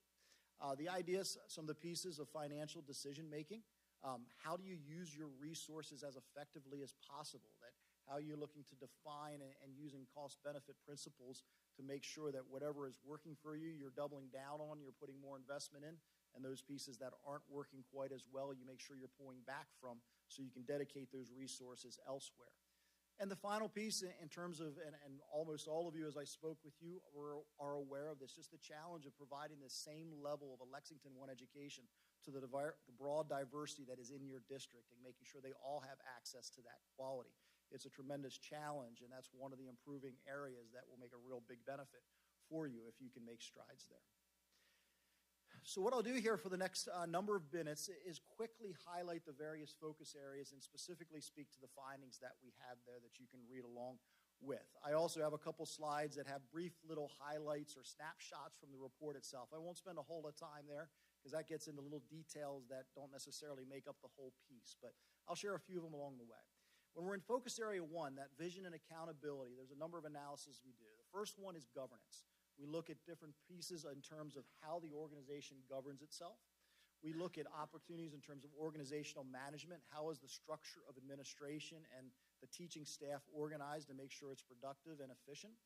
We look at how the mission and vision of the district has been established, and then also what planning efforts are in place in the district. We came out of focus area 1 with 3 findings, and you can see them there. I learned long ago not to read something on a slide, but you can keep up the big piece. I'll highlight those. Is looking at ways that you can add to your district policy, and I'll speak a little bit more to that specifically here in a moment. Some subtle changes and improvements to your table of organization and job descriptions to bring more accountability to your staff and also more productivity in terms of efficiency and making sure that information travels up and down as it's supposed to. And the last piece, and you're deeply engaged in this right now, it's just a product of the time that we showed up, is to look into your planning efforts and how do you build on your strategic plan here once it's adopted in a few months to bring all those plans into alignment. So I'll speak real briefly because certainly I know you're in the midst of doing a lot of policy revisions, and this is going to be the first place where it's going to seem overly critical, which it really is not meant to be, and I'll clarify that with you. What we have in terms of, like I said, we have that generally accepted audit principles, that list of criteria. We have 105 criteria broken out over those 5 areas that we would look to find in board policy. Those are things that help to drive curriculum management and to make sure that those functions are happening in your district. And as you can see there, the points itself, 12 out of 105, does not seem great, and I'll recognize that. One of the pieces here, and it's understandable, almost every district in the country uses their state association in a form to help give those model policies. Those organizations are great at keeping you out of legal trouble. They are great at making sure you're being compliant with all the rules and expectations that are in the Commonwealth or in the state that you are in, but they don't necessarily go to that extra level of true education speak, for lack of a better piece, of putting core educational principles that are important for management. So what's reflected there in the criteria really is sort of that tier 2 or tier 3 that comes from policy, that you need to adopt what your solicitor or your legal counsel says you need, because that's how you stay, you stay out of trouble. But ultimately, you can then force and expect the district to do and your staff to do more activities by putting some pieces into policy through that end. So that's speaks to that particular piece. Organizational management, you can see a couple examples there, the criteria that we use to look at organizational management and job descriptions, certainly more details available in the document, as well as the strategic planning process. We did not evaluate your current strategic plan simply because it's going away. It was not a prudent thing to look at 5 years ago and say you did great or didn't do well with it. But we did share the criteria there as a checklist that you can look at your next strategic plan to ensure it's following. In addition to planning pieces, you see some of those snippets down there in the bottom left-hand corner. How are all the pieces aligned? How will that trickle down? There is some information in the document to that end as well. The second area is focus area 2 in curriculum. The analysis that we do here, we start out with how you plan for curriculum. How do you make sure there's that ongoing cycle, that revision as standards change at the state level or whatever it happens to be? How do you ensure that what you're asking your teachers to do are the appropriate things? The second piece and the third piece we looked at is the scope and the quality of curriculum. Do the teachers actually have guidance in terms of what they're supposed to be teaching? And if they do, what quality level exists? And the final piece is making sure, again, we come back to that term alignment. You can have great curriculum documents, but if they're not aligned to what the students are supposed to be doing, or if the tests are not aligned to the way you're teaching, again, that Venn diagram comes about as opposed to having all of those pieces together. So what we found here, we had two findings here in focus area 2. The first piece is that there is a need to develop that curriculum management structure, that curriculum management plan that helps to feed and perpetuate the most high-quality curriculum that you possibly can have. There are foundations in place, but organizing, again, bringing all those pieces together will be very helpful. The next piece, and while there's many quality curriculum documents in your district, there is a need to make sure there are documents for all courses, as well as to make sure there's quality in all of those documents. So I'll speak a little bit more to that in a moment. And there were a few instances as well of some areas where the curriculum that was being taught was misaligned to state standards and or the assessments that students are asked to do. Again, not a pattern. We're not looking at every single thing that's taught in the district. This was just from a small sample, but those are the overall findings. Just said again, this is another example of on the right-hand side, those principles that we would expect, that the checklist in terms of the criteria would be looking for. This is the kind of thing that we'll hand off to your teaching and learning staff and to Mrs. Gaskins to go through and to build the plan as we go. On the bottom left-hand corner, I mentioned that idea of tightly held and loosely held in terms of those things that we would expect the district to establish versus those pieces that you would rely on to the teachers. And this gives a little bit more concrete context to that. On the left-hand side, many of you are already working in those areas just in your nature, whether you're serving on the Strategic Planning Committee or you'll eventually be adopting it as the board, setting that vision, the mission, the overriding goals, the overall philosophy, and the priorities. That's the responsibility of the district. But then on the right-hand side, you can see the art and science of teaching and what's being done in the classroom and where you need to defer to the principals and the people right there working with the students to make the best decisions to help them be successful. So in finding 2.2, there's a couple graphs there very quickly just to show where your district is in terms of providing documents to teachers. So this is simply, this has nothing to say about quality, it's just the scope.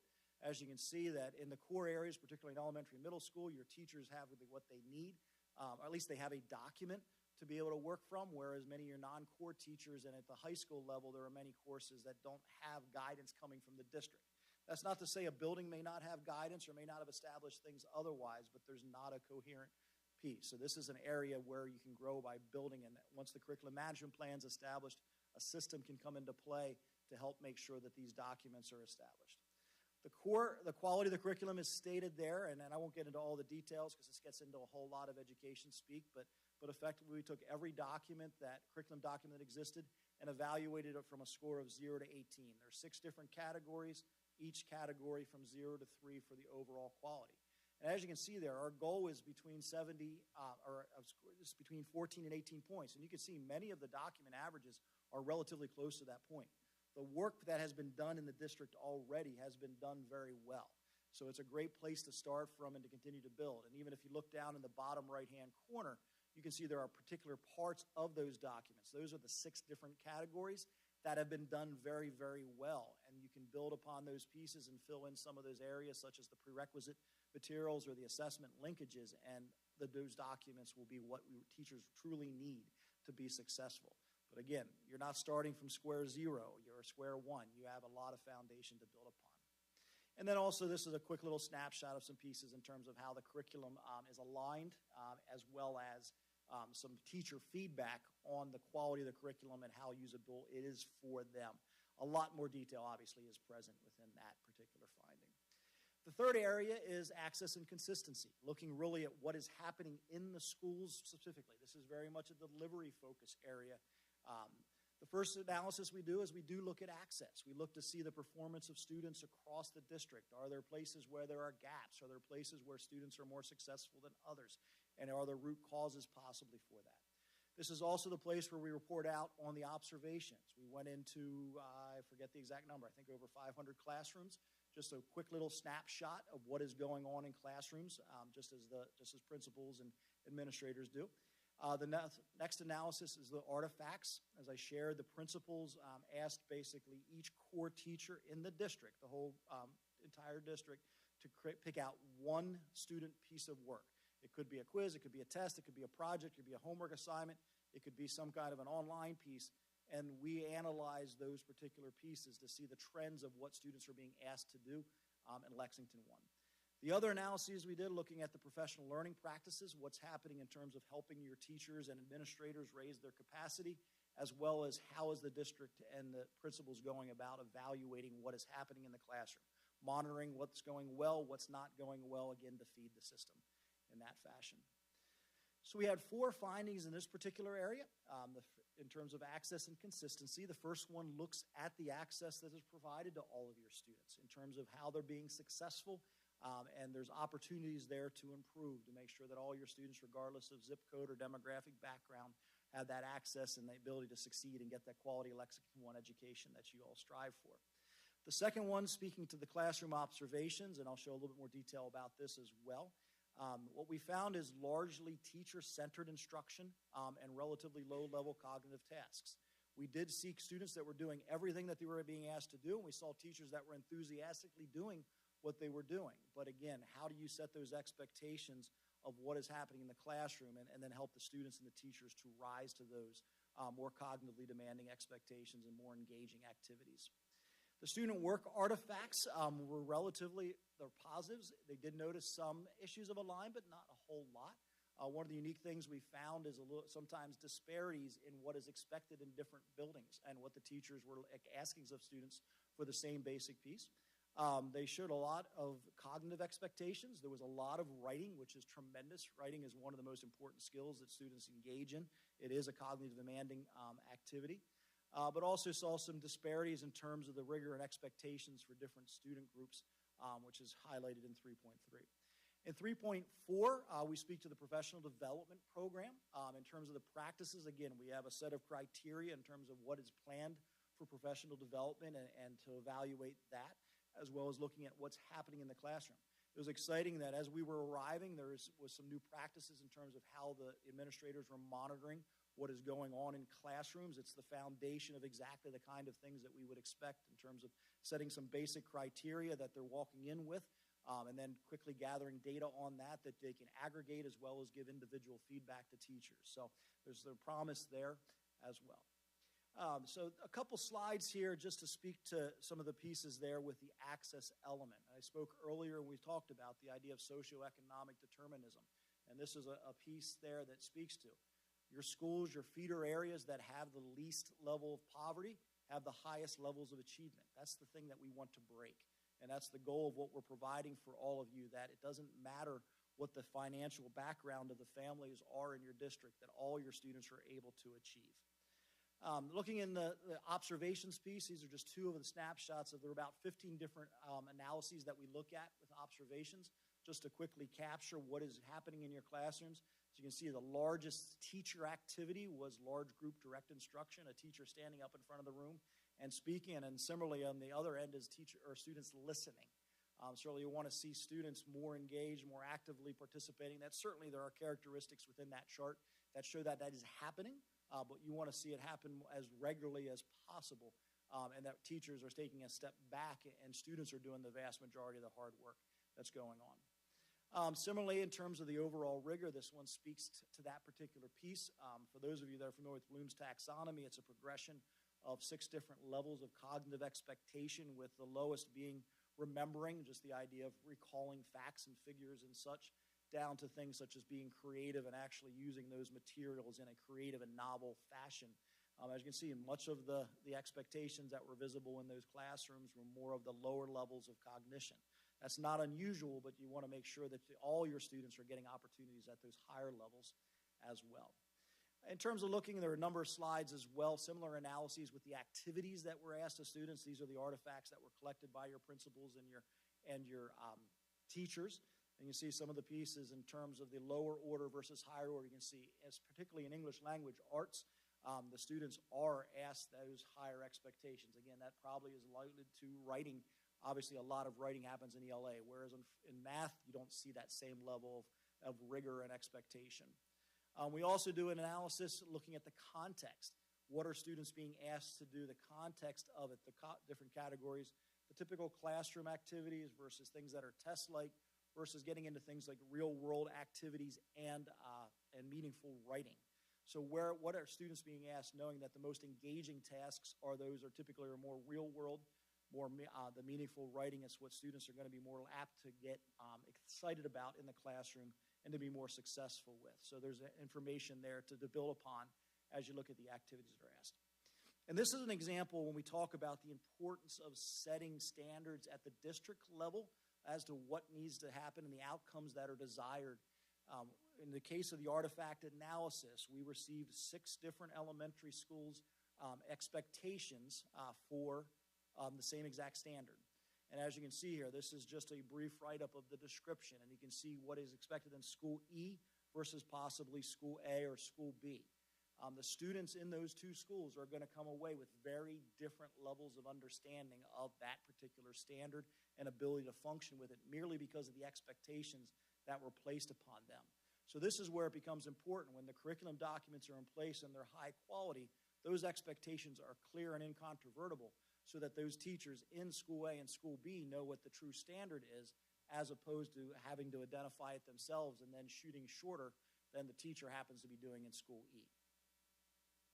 Another piece here in terms of the artifacts is another look at the Bloom's taxonomy and how it plays out in the different content areas on those artifacts. Again, some of the strongest being in ELA and science in terms of the most rigor and expectation, whereas math and social studies a little less so. And then again, in finding 3.3, we talked about professional development. I'm sorry, that should say 3.4. We talk about the professional development pieces. The right-hand side, again, are the criteria that we would expect. This is what we'll hand off to your administrators to be able to build a professional development plan that is aligned with other elements. And as I referenced as well, the learning walks and the look-fors that are currently happening in terms of how teachers are being monitored for what their instruction and how it's going, as well as some of the perceptions that the teachers shared about the feedback that they've been getting. In Focus Area 4, we talk about assessment. We do a number of analyses. The first one is assessment planning.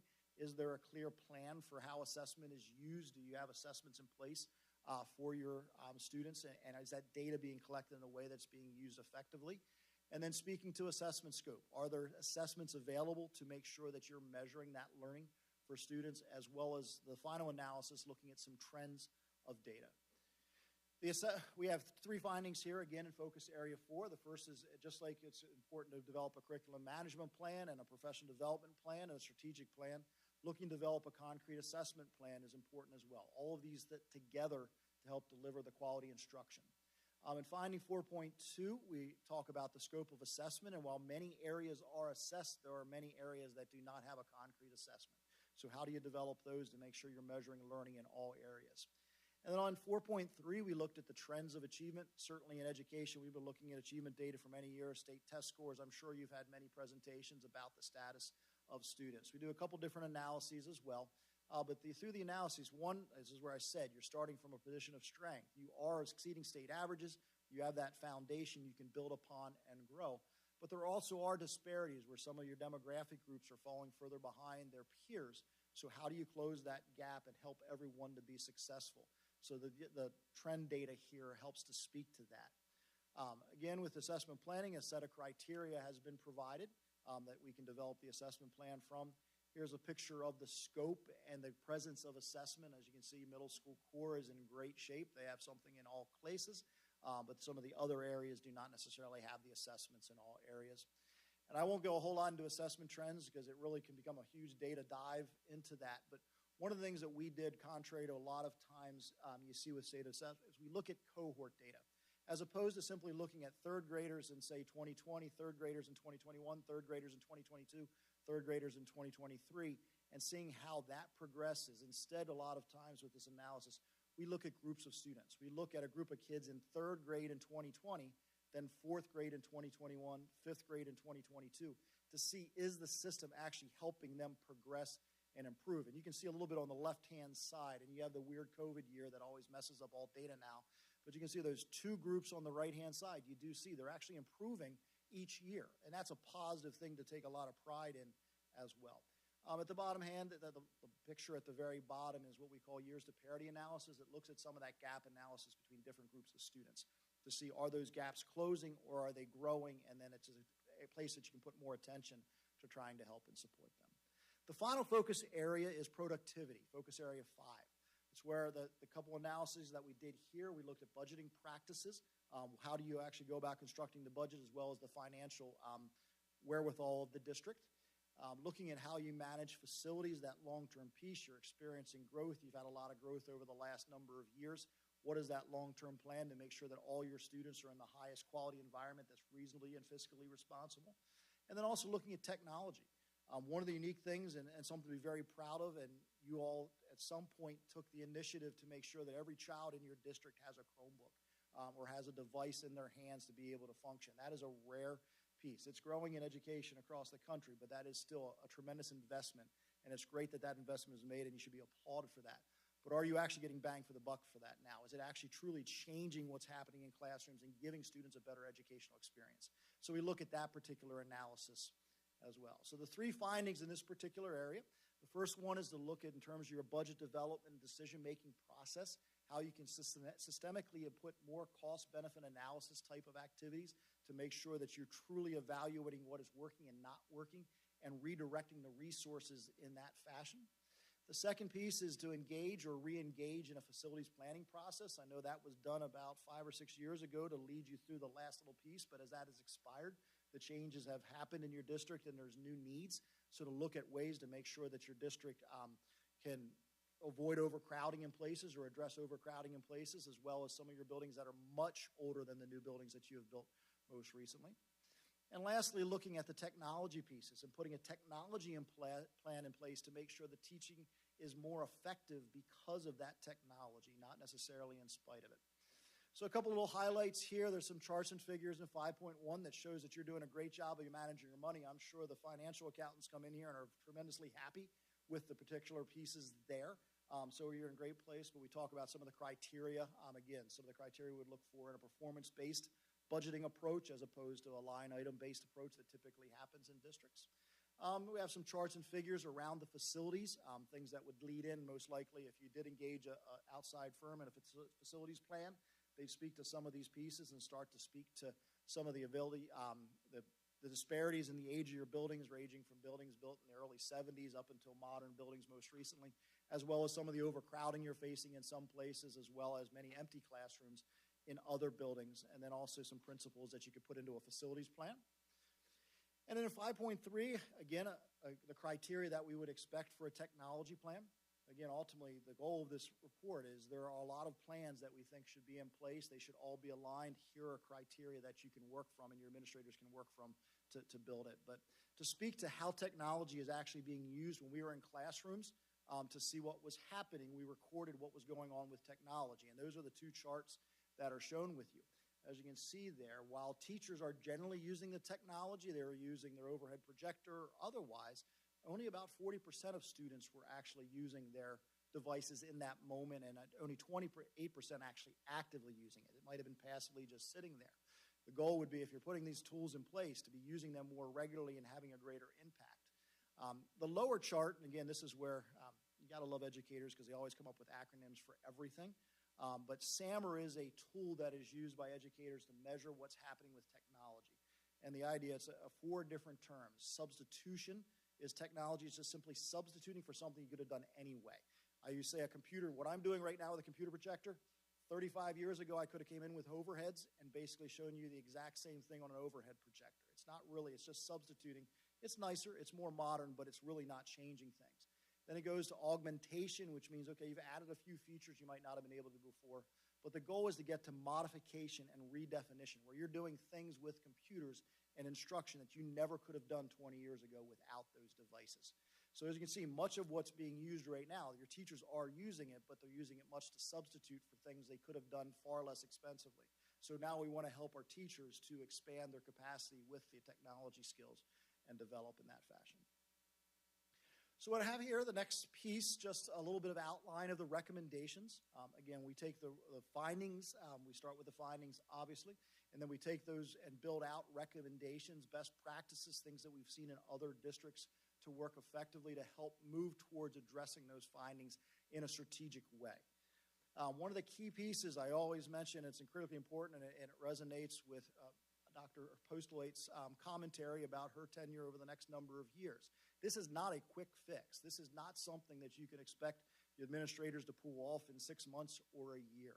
Realistically, to address all the pieces that we have pointed out here is at least 2 to 3 years just to get things in place. But to truly make them part of the way that work is done in Lexington 1 will take a far longer period of time, but it's such valuable work to be done. So ultimately, there are 6 overall recommendations. The first 5 directly parallel the individual focus areas. The first one, again, looking at that vision accountability, some suggestions for updating board policy to put more curriculum management pieces in place, looking at personnel management practices, the strategic planning process, and bringing integrated alignment to your planning elements. In recommendation 2, talking about curriculum management, basically putting a curriculum management plan in place and then starting the work of developing those expectations that teachers know what they are to be teaching in the classroom and having those high-quality guides to support them in that work so they can spend their time worrying about individual kids rather than doing that large, big-picture planning work that can be so time-consuming for them. Recommendation 3 looks at the instruction, looking at how you can use professional development and those monitoring practices in classrooms to help teachers improve their capacity, to make them more confident in the work that they're doing. Feedback is recommendation 4, looking at how you build that assessment plan out so that you can get feedback more readily to help you make better decisions, both whether that's, like I said, at the individual student level with a teacher or whether that's all of you making a decision about whether or not to fund some kind of proposal based upon the data that's being provided and how your students are doing.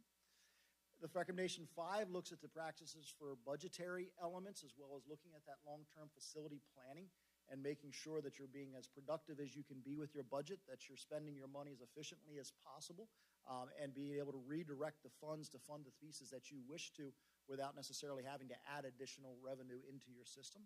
And then also looking at the long-term facility planning to make sure that's in place. And the final piece is tackling the most difficult work of all. It's trying to help break that cycle of the economic determinism to make sure that every student has that opportunity to be successful, to be that college or career-ready student when they graduate from any of your 5 high schools and are able to become productive members of society as they move forward. And how you go about that work of redirecting your resources to make sure that that playing field gives every student an opportunity to be successful. So I'll speak to a little bit of a few next steps here as the cap off the recommendations. You're already well on your way. From the time that I left the district and I had an exit interview where I spoke to many of these pieces with your district leadership, as I understand that many of this is already being incorporated into your strategic plan. There's been opportunities to dig into the document a little bit, some of the preliminary pieces, and there'll be opportunities going forward to engage your community as you're doing with the strategic planning process to gain information about this and how it can inform your district. But some pieces I also always caution, going back to this idea that it is a long-term process. This is not short-term work, and it becomes very difficult at times to shift a school system to the productive way that you want it to be. But as long as you keep that frame that everything is about student learning, every decision, everything that you're doing is an opportunity to make student learning environments better for students, it helps to frame it in a much more positive way, and everyone will buy into that. It's also an acknowledgement as this work, we find the work is just as valuable as the product. The mere activities of your administrators and you as board members and your teachers and principals and everyone that doing this work, just doing the examination to make this happen, that in itself is the benefit. And if it results in a product, that's all the better. But just the process itself will help to improve. The one piece is this is never linear. There's always things that come up that will always redirect some of your efforts. They can be frustrating when they get in the way. But it's just a little detour that you take and you continue along the way. But so important, just as you did with the students here earlier, celebrate those wins. There are little things that come along the way as something, little progress that's made. You continue to celebrate those little benchmarks, and it feeds itself and perpetuates itself. And I mentioned I was sitting in and giving a presentation for your district administrators. I noticed the Jim Collins quote on the wall in the boardroom, and that idea of that flywheel effect, just that slow positive gains, that slow positive progress suddenly just perpetuates itself, and you end up with a much more successful school system than you could ever imagine you could have. So I wish you all the best with that. As I said from the very beginning, you are in a rare opportunity here. You have the support of your community, you have the support of your staff, and you have the resources to make it happen, and I'm excited to hear what this district does in the years to come. So that summarizes what I wanted to share with all of you, but I wanted to make sure I set aside some time if you had specific questions that emerged from my presentation or other pieces related to the work we did.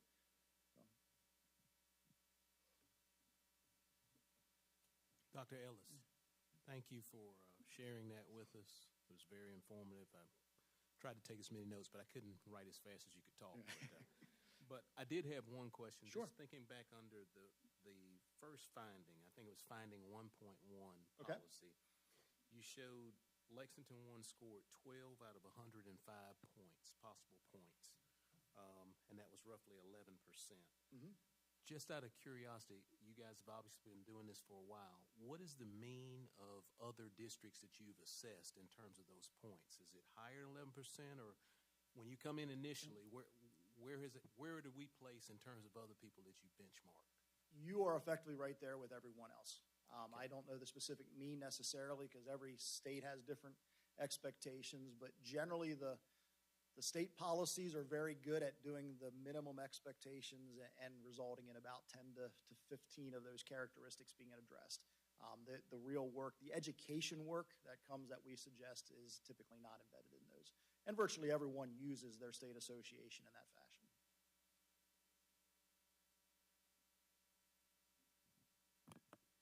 Dr. Ellis, just a comment.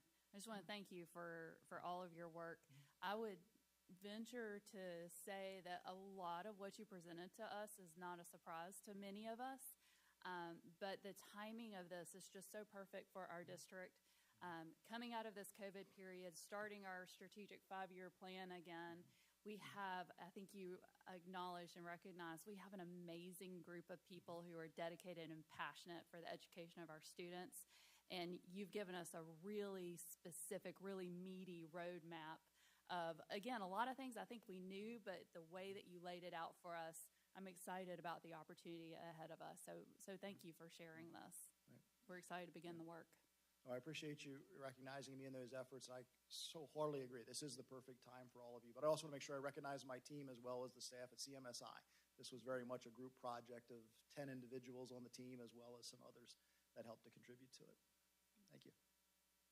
And Dr. Ellis, thank you for the different cuts you provide on the data. One cut I'd be interested in, and you may not know off the top of your head, but did you provide a a lens of a new educator, new to the education field in the first 5 years of his or her career, as compared to 20 years in the field, because I think our curriculum engagement may be different based upon where they are on that continuum.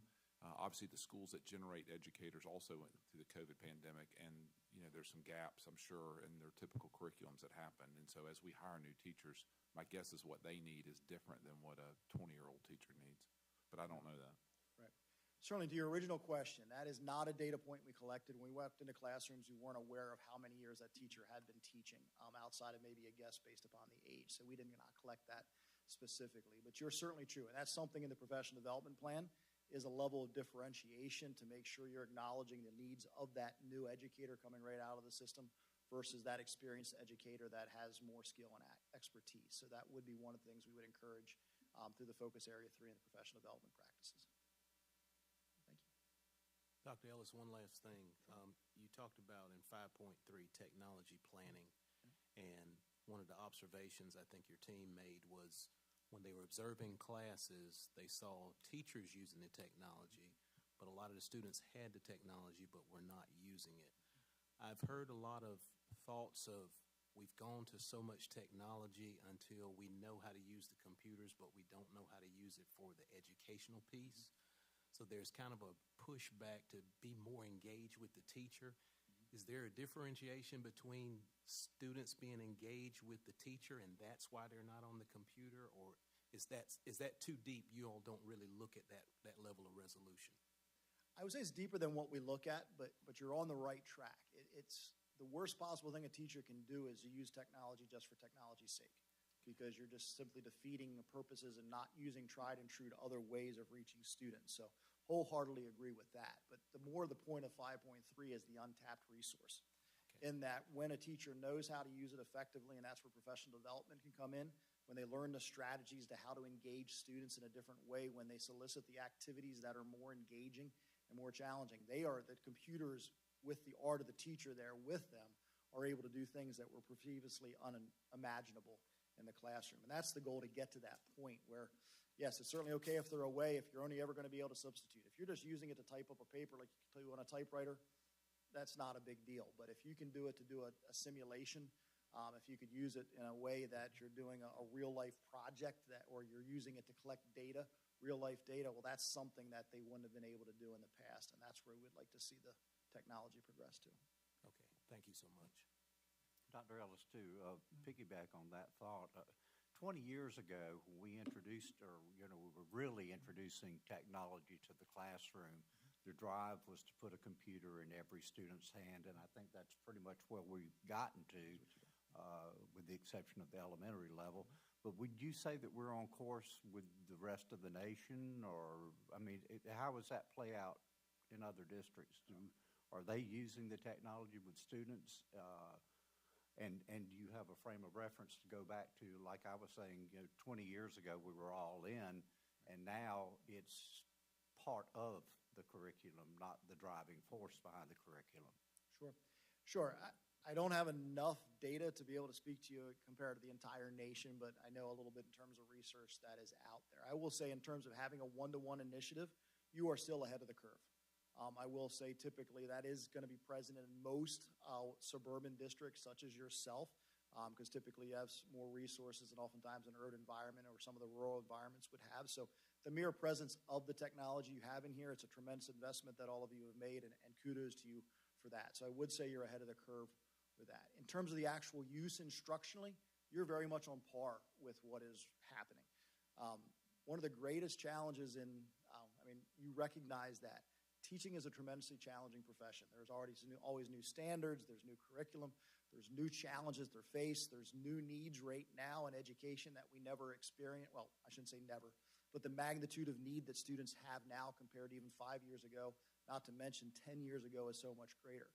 So finding times to equip teachers with the skills to be able to do this effectively is a challenge. At the same time, they're also learning the new reading program, or they're learning the new math program, or they're implementing the new set of standards. So that's one of the things and the obstacles that you really face, that the most successful educators with technology are the ones that have the natural aptitude with it and the natural interest, and they're finding ways to do it on their own. So that's where the professional development planning and the technology plan becomes so important because it helps to embed some of that growth incrementally over time that teachers can use it more successfully.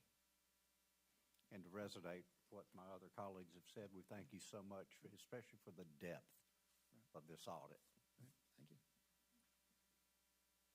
I have a question, and it might not really become a question, but something that has always kind of bothered me, and I know it's something that Dr. Postlewaite, it bothers her too, and I'm really grateful that we're tackling it, and it's in your presentation about each school not having the same, I guess, standard of teaching or teaching the same, so if a student from, one school moves to another school, which happens all the time, they could be in completely learning two different things, not being on the same page, and that's just not what we want.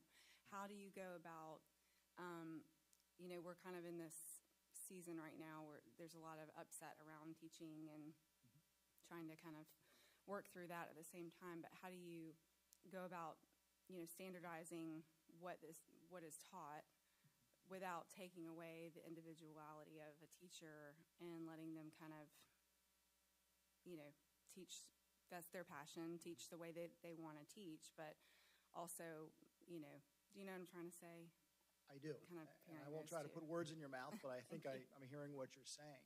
What the idea of tightly held and loosely held, the piece is that what is being taught is non-negotiable. That all of you as the board approve the curriculum, you decide what teachers are to teach so that this teacher knows on those 150 or 160 classes that they have, this is what needs to be taught. But you leave the true art, what the teachers got into the business for, the decisions about how they go about teaching it, the strategies they use, the techniques they use, that's what they get to choose.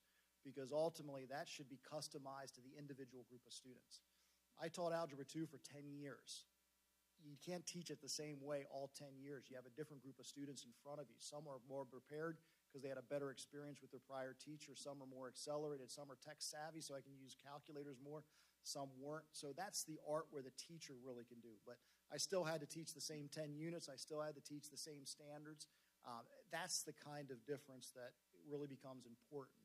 And to make sure that this doesn't feel like a criticism of teachers. Teachers are merely doing what they think they're asked to do. So making sure you define for them what you really want them to do and then let them go and do what they do well, which is to help kids be successful. Thank you.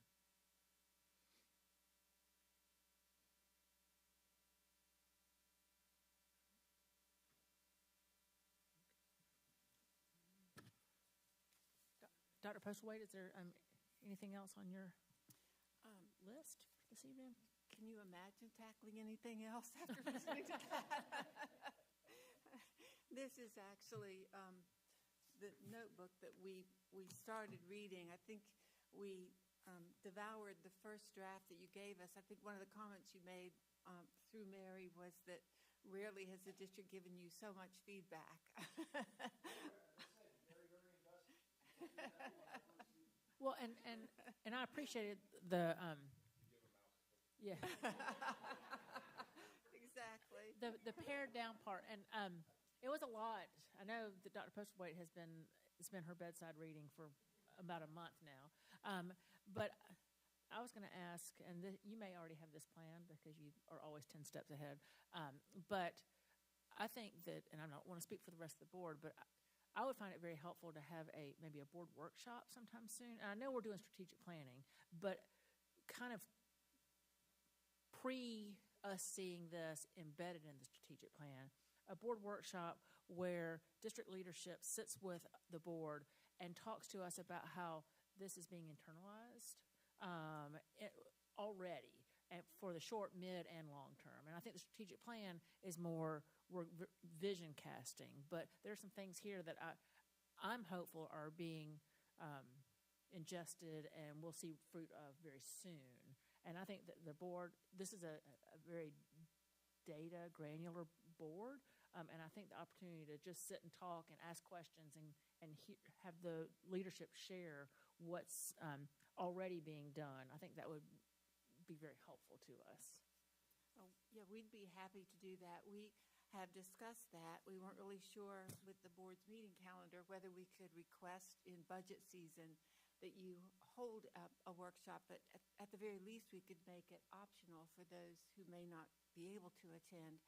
We need to be quite intentional about breaking the pieces of the recommendations down into year 1, year 2, year 3, and then reflecting that in the strategic plan, then subsequently building the budget around those pieces. So we would love the opportunity to work with you in doing that so that we get everyone's great ideas on the table as we start understanding the components and then combining them. I think that's a great idea because I have a list of questions, not necessarily for Dr. Ellis, but more so for our district. So that would be great. Yes, I think that this was the flyover, and I think that we would like the chance to ingest it and process it and then ask the follow-up questions that are more for you and our folks and not for Dr. Ellis. Thank you. All right. We're moving on. All right. We are moving on to citizens' participation, item 9.0. And I'm going to read our little introductory section. Lexington County School District 1's Board of Trustees solicits the advice and counsel of its citizens. To encourage this participation, the board provides a citizens' participation period during board meetings. If you are unable to attend or are uncomfortable addressing the board in person, you may reach out to us via email, telephone, or mail. Our contact information is available on the Lexington District 1 website. I'm going to skip a couple of these because I think Ms. Jimenez and Ms. Heim have both spoken before. No? Do you want? Okay. I'll read it for your benefit. When you came in tonight, you were given a card to fill out to indicate you wanted to speak.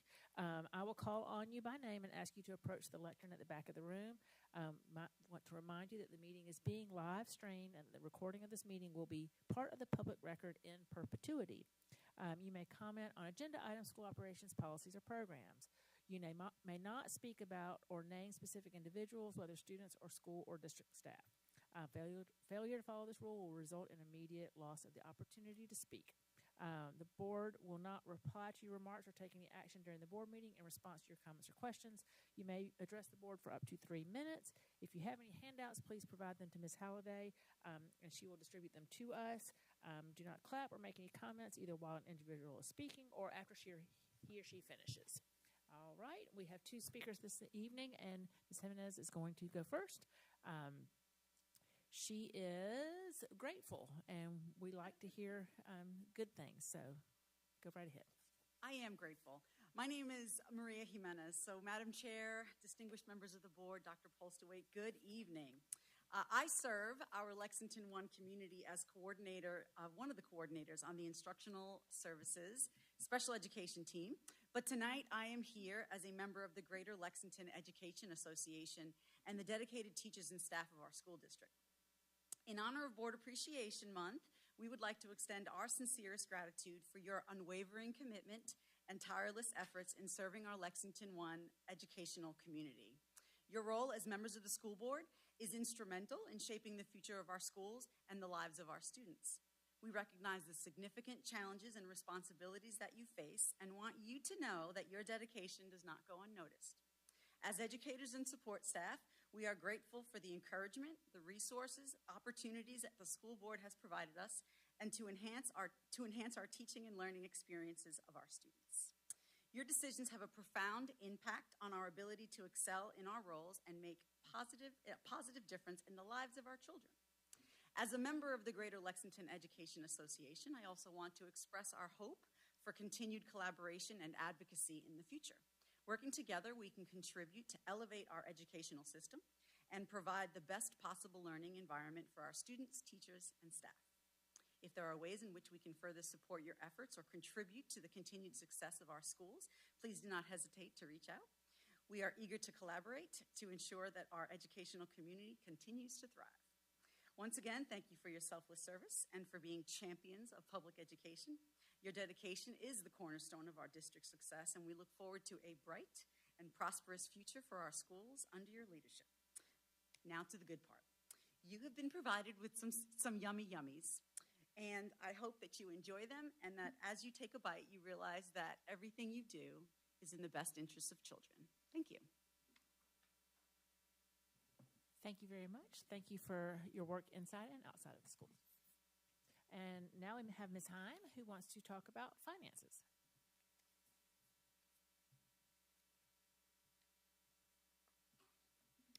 Good evening. I have been looking forward to that curriculum audit for months. I am so glad we had it. I heard a lot of things in there that we have a former board member, Jada Garris, who mentioned a lot of those things like facility management, policy development, things like that. But I'm glad those things are being discussed now.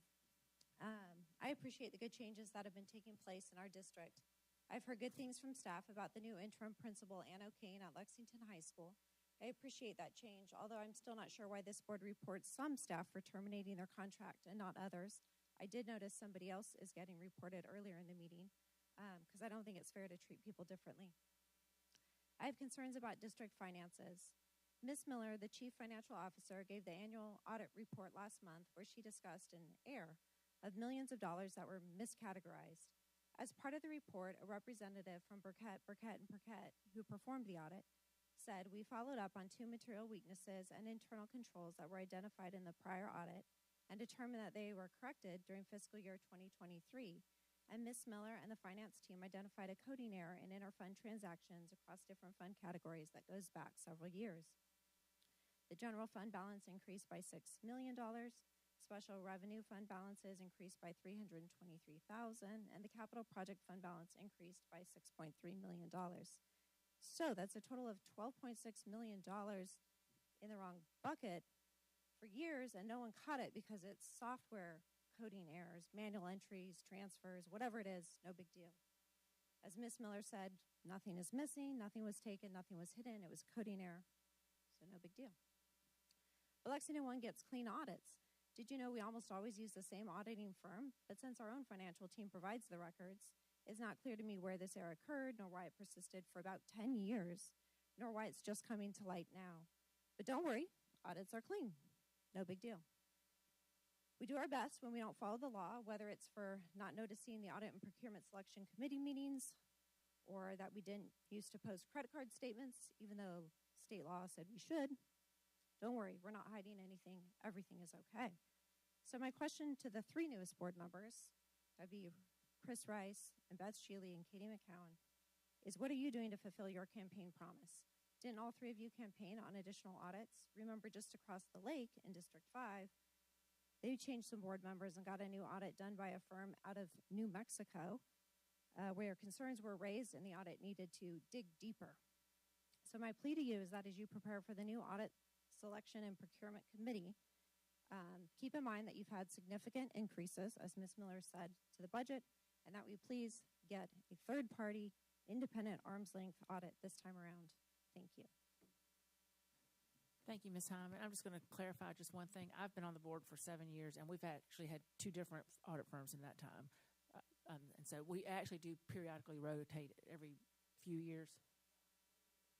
Well, there aren't a whole lot of firms that do this kind of work. So, but the Audit Selection Committee will consider that when it's time to review our candidates. Thank you. Ms. Miller, would you like to make any other comments about? Okay. All right. Moving. I think that's everybody. Moving on to item 10.0, which is new business. And I believe that Dr. Postlethwaite is going to talk about the budget development process. I am. I can't believe I'm talking again tonight. This is a lot of talking for me, so I will quickly ask for staff members to jump in.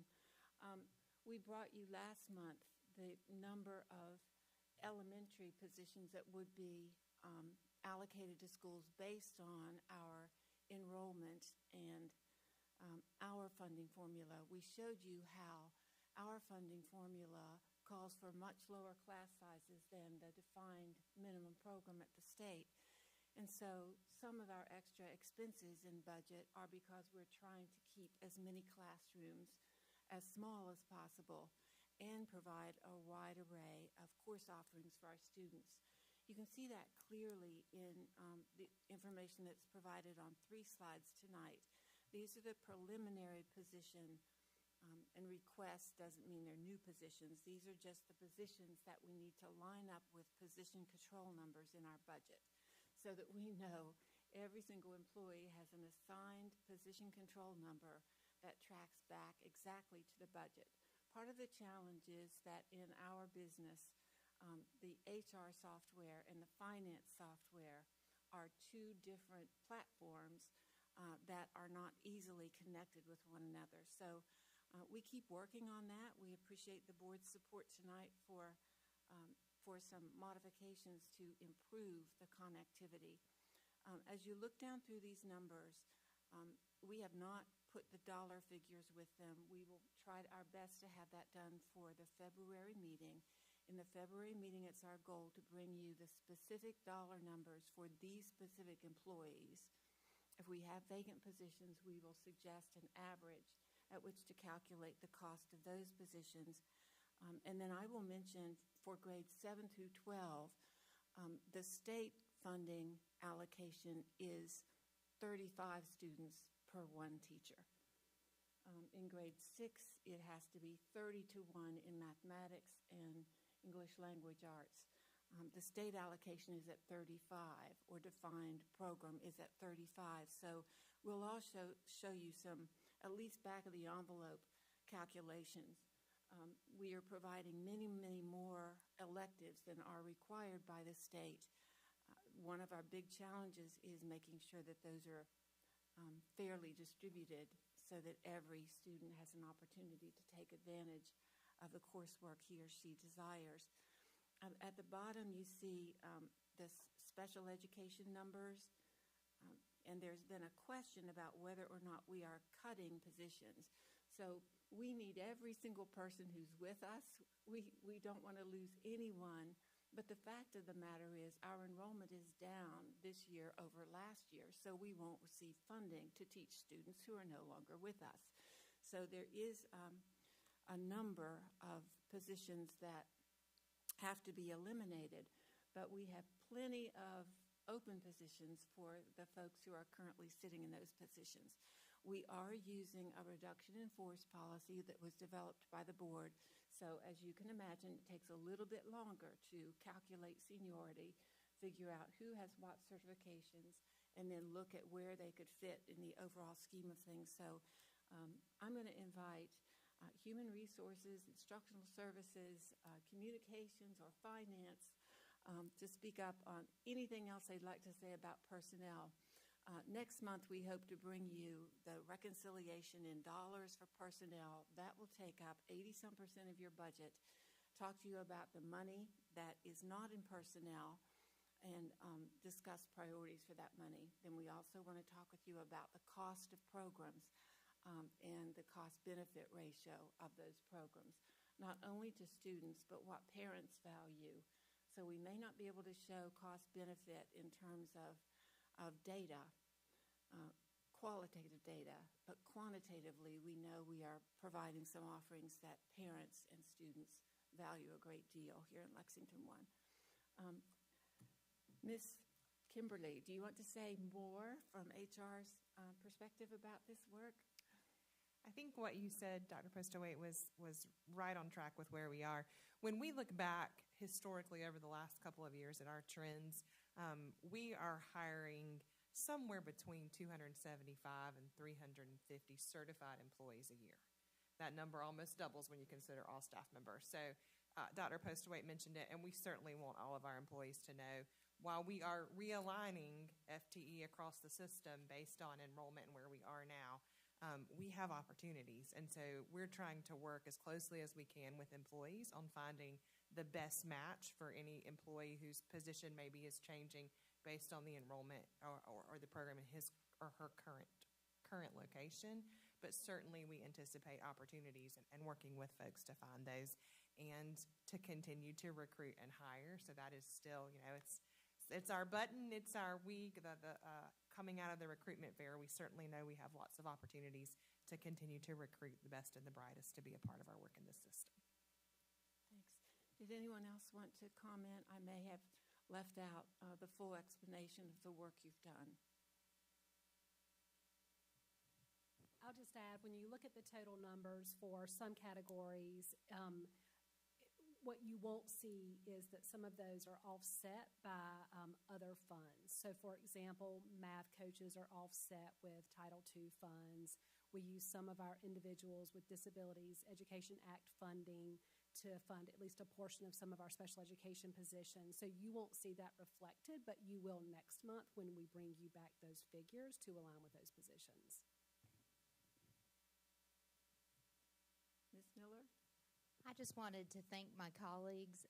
I have been very impressed being surrounded by my fellow colleagues who have taken such a look at the positions and really looking and making sure that we're being equitable and having positions at the schools.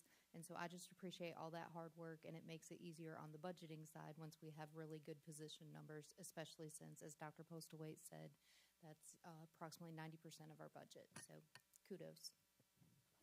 So this year, instead of bringing you a budget out of finance that's an incremental budget that says this is what we spent last year, do we have any more money or less money, and cutting, we're bringing you the components one at a time. So February is the big month to bring you the recommendations for at least 85%, probably more like 90% of the budget.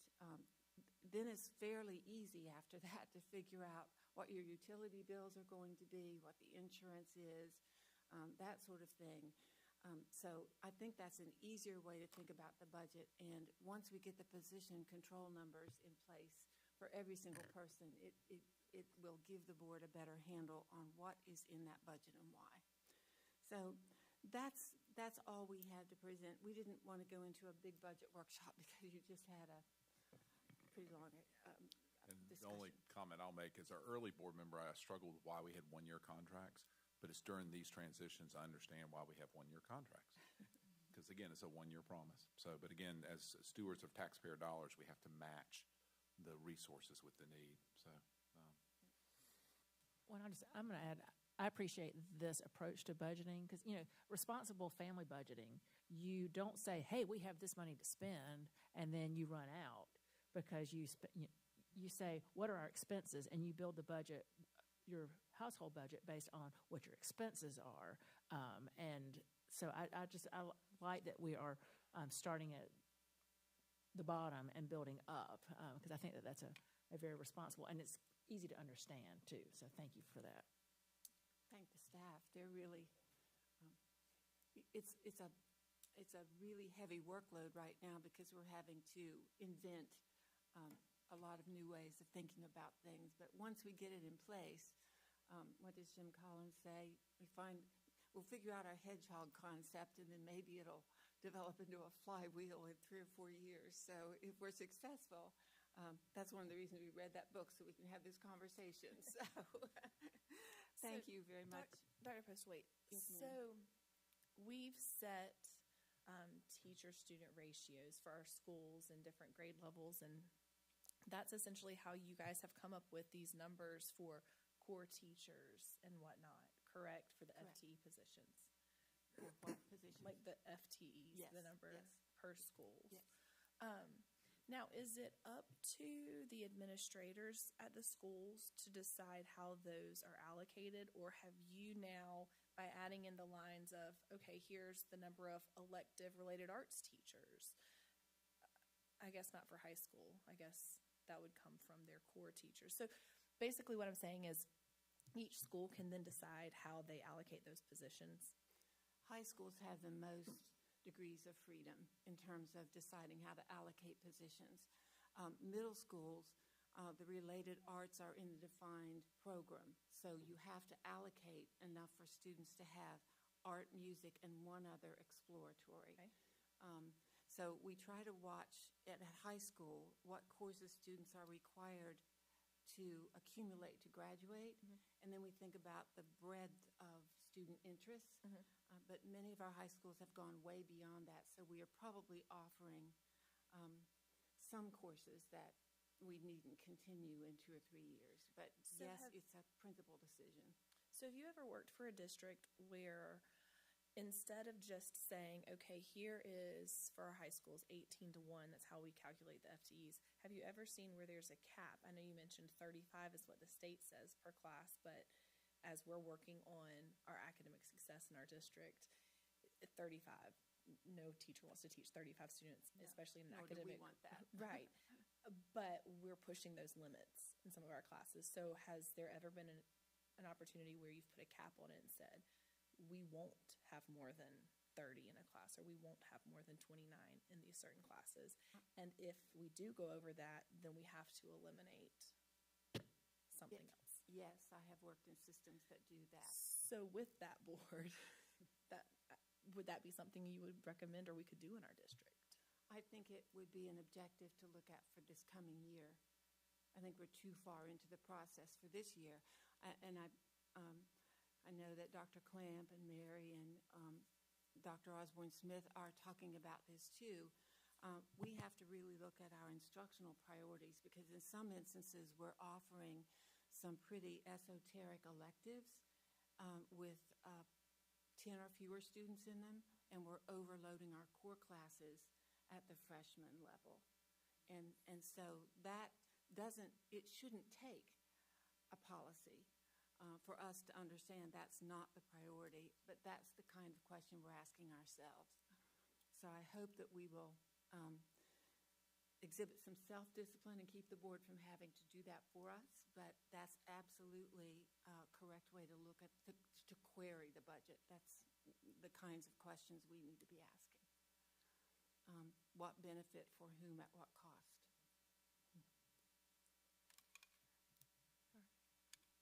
Board, any other questions about the budget development process?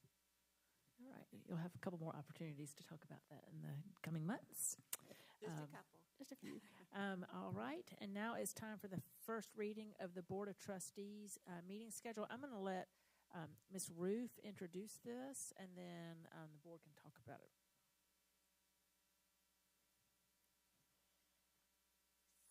So we are at the beginning of 2024 looking at when the board will meet for August, starting July of 2024 through June of 2025. The rule of thumb that's in policy for our meetings is the third Tuesday. Make sure I didn't get my former and my current third Tuesday the month, but we have to always make adjustments because of holidays and breaks, and so this schedule reflects where we have looked at the calendar as best we can and tried to forecast a little bit and come up with the suggested dates for 2024-2025 school year.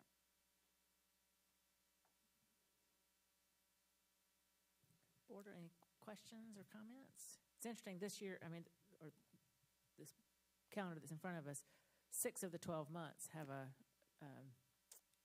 weird date. They do, and also it's my understanding, I think this was a practice that started a few years before I came back to Lexington 1, but we try to avoid having a... Well, and that actually, I think that was my suggestion a few years ago, because there's so much that y'all do to get ready for these meetings, and when you've been out on a Friday and a Monday, and to come back and try to stage this, because I know it's not just what's happening here starting at 5 o'clock. And so, we are very appreciative of that. So, as someone who has come to board meetings for a lot of years, you are absolutely correct in that observation. I mean, y'all start getting ready 2 weeks in advance. So, I think this looks great. Board, this is the first reading of this. Yes, ma'am. I have a question. I'm entirely out of my lane, but I realize the board has a policy that talks about doing board self-evaluation in July. I think that's a very difficult month now that we've tried to live through it, because it's difficult to get everyone at the table in July, and we've not met for the last 2 Julys. We've had a special quick call meeting, but yes. And we don't have a lot of results back, so I don't know how we evaluate ourselves very well unless we see outcomes for students. So I'm just signaling that the board may want to look at the policy that says you evaluate yourselves in July, even though it's a fairly new policy. Well, I did actually suggest that when this policy was brought forward, and because I think July is not optimal because of vacations, and I think it's been a good thing for administration getting ready for the new school year to not have the heavy lift of a full board meeting in July. And this coming year with school teachers, I think return like the 22nd or something like that. I'm just going to put it out there. I think the board self-evaluation should be every other January, skipping the years when there's been an election and there's a brand new board coming in, and maybe just something to consider as we're thinking about this. I don't think it needs to be an every year thing. I think, you're brand new, you just got married, let's live together for a year and then evaluate how things are going. So that's just would be my suggestion, but just putting that out there. So this is the first reading. Feel free to provide feedback. You can send it to Ms. Halliday or share it with Dr. Postlewaite when you talk to her, and we'll move forward on that. Any other comments or questions, board? All right. First reading of policy KEC, KECR, public concerns and complaints about instructional services. Mrs. Gaskins. Thank you.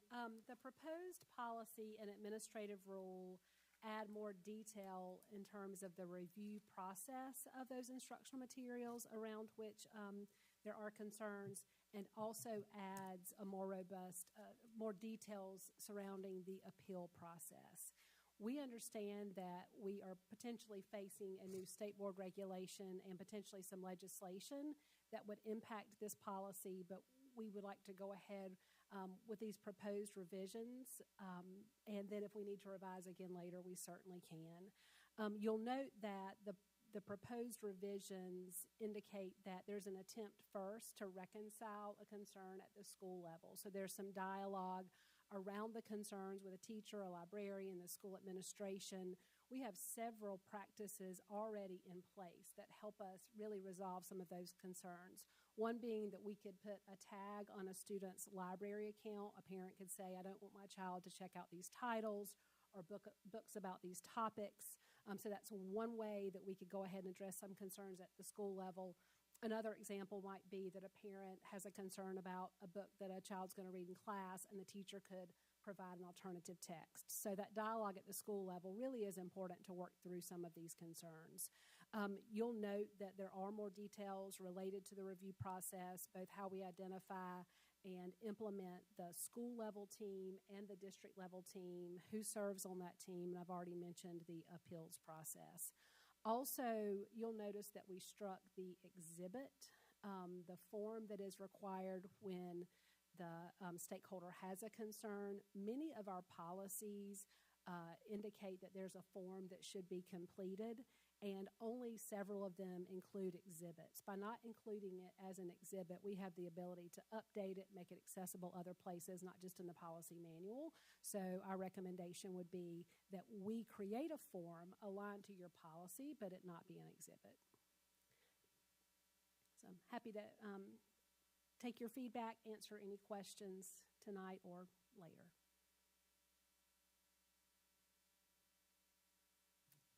Ms. Gaskins, I was just thinking about our previous, when we were talking about curriculum for health. Mm-hmm.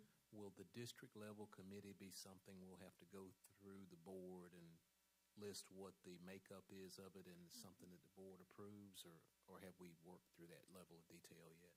So the Comprehensive Health Education Act actually requires that that committee be a board-approved committee.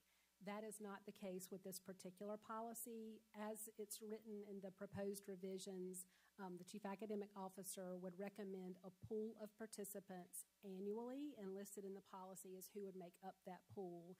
And then we would select the committee based on the instructional materials at hand. So for example, if it's something in a social studies classroom, the social studies coordinator would be the person from the pool who would be selected, in addition to parents, community members, clergy.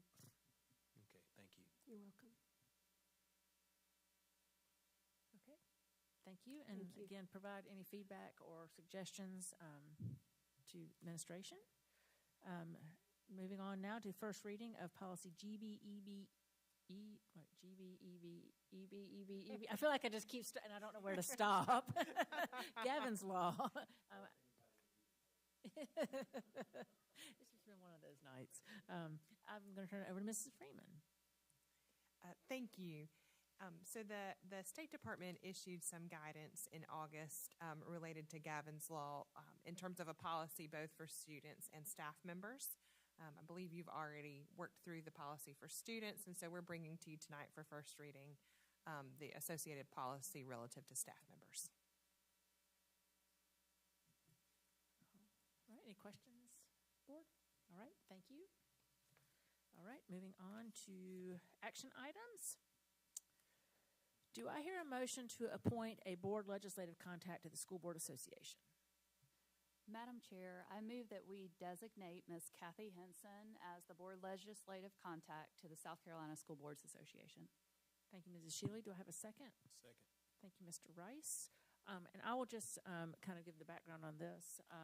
The School Board Association had previously had what they called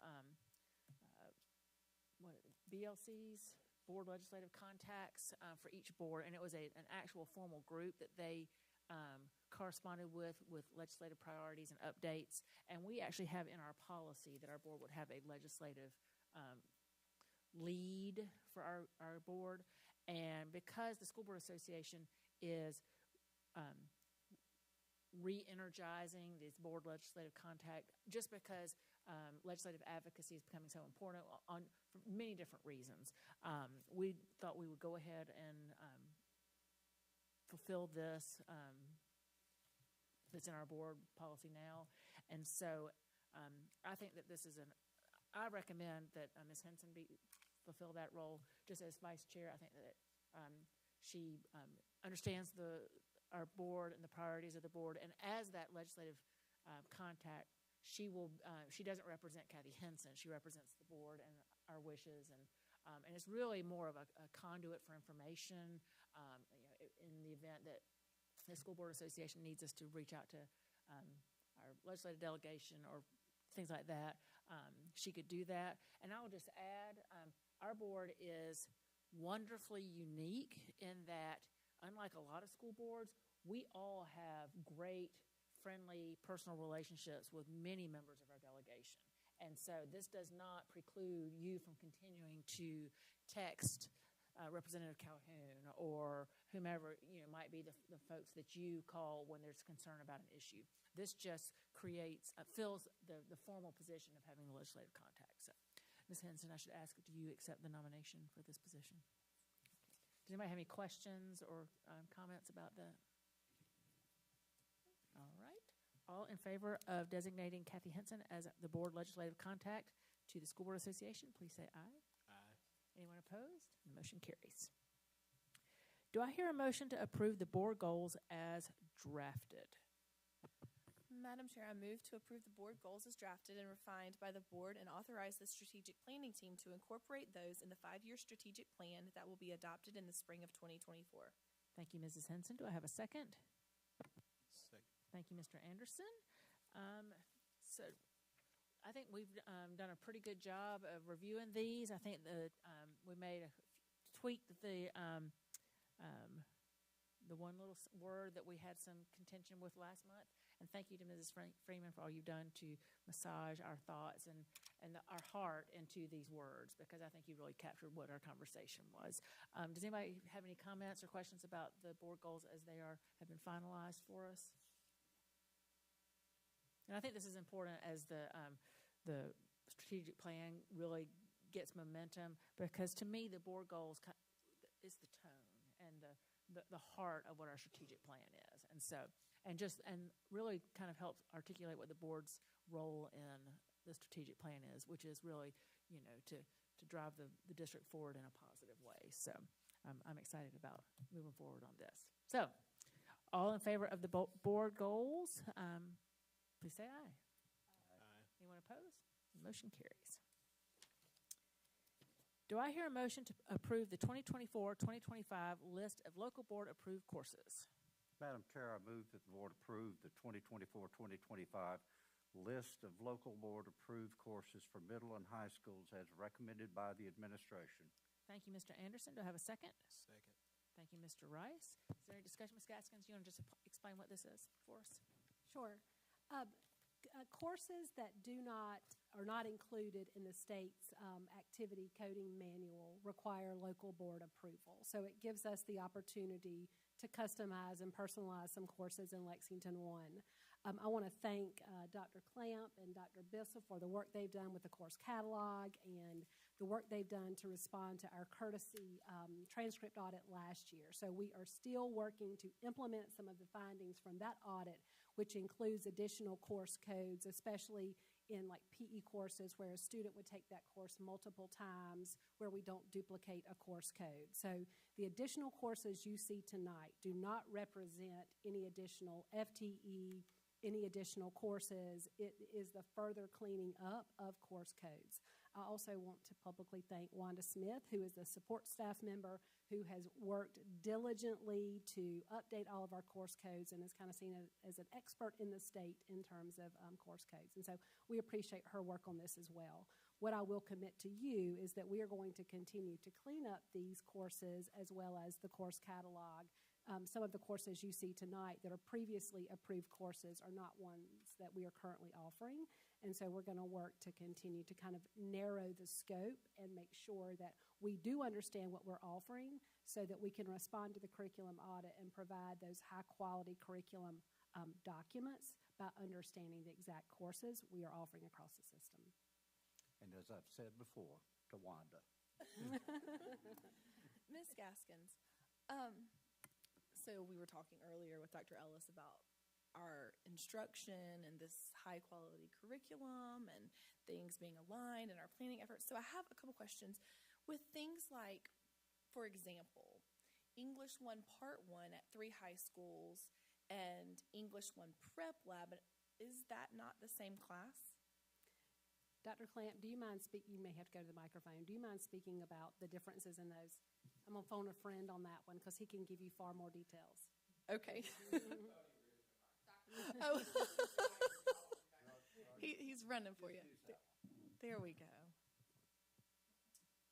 So those two courses would represent an example of a course that we'd approved maybe years ago that we modified and actually enhanced so that we could better meet the needs of the students that we currently have.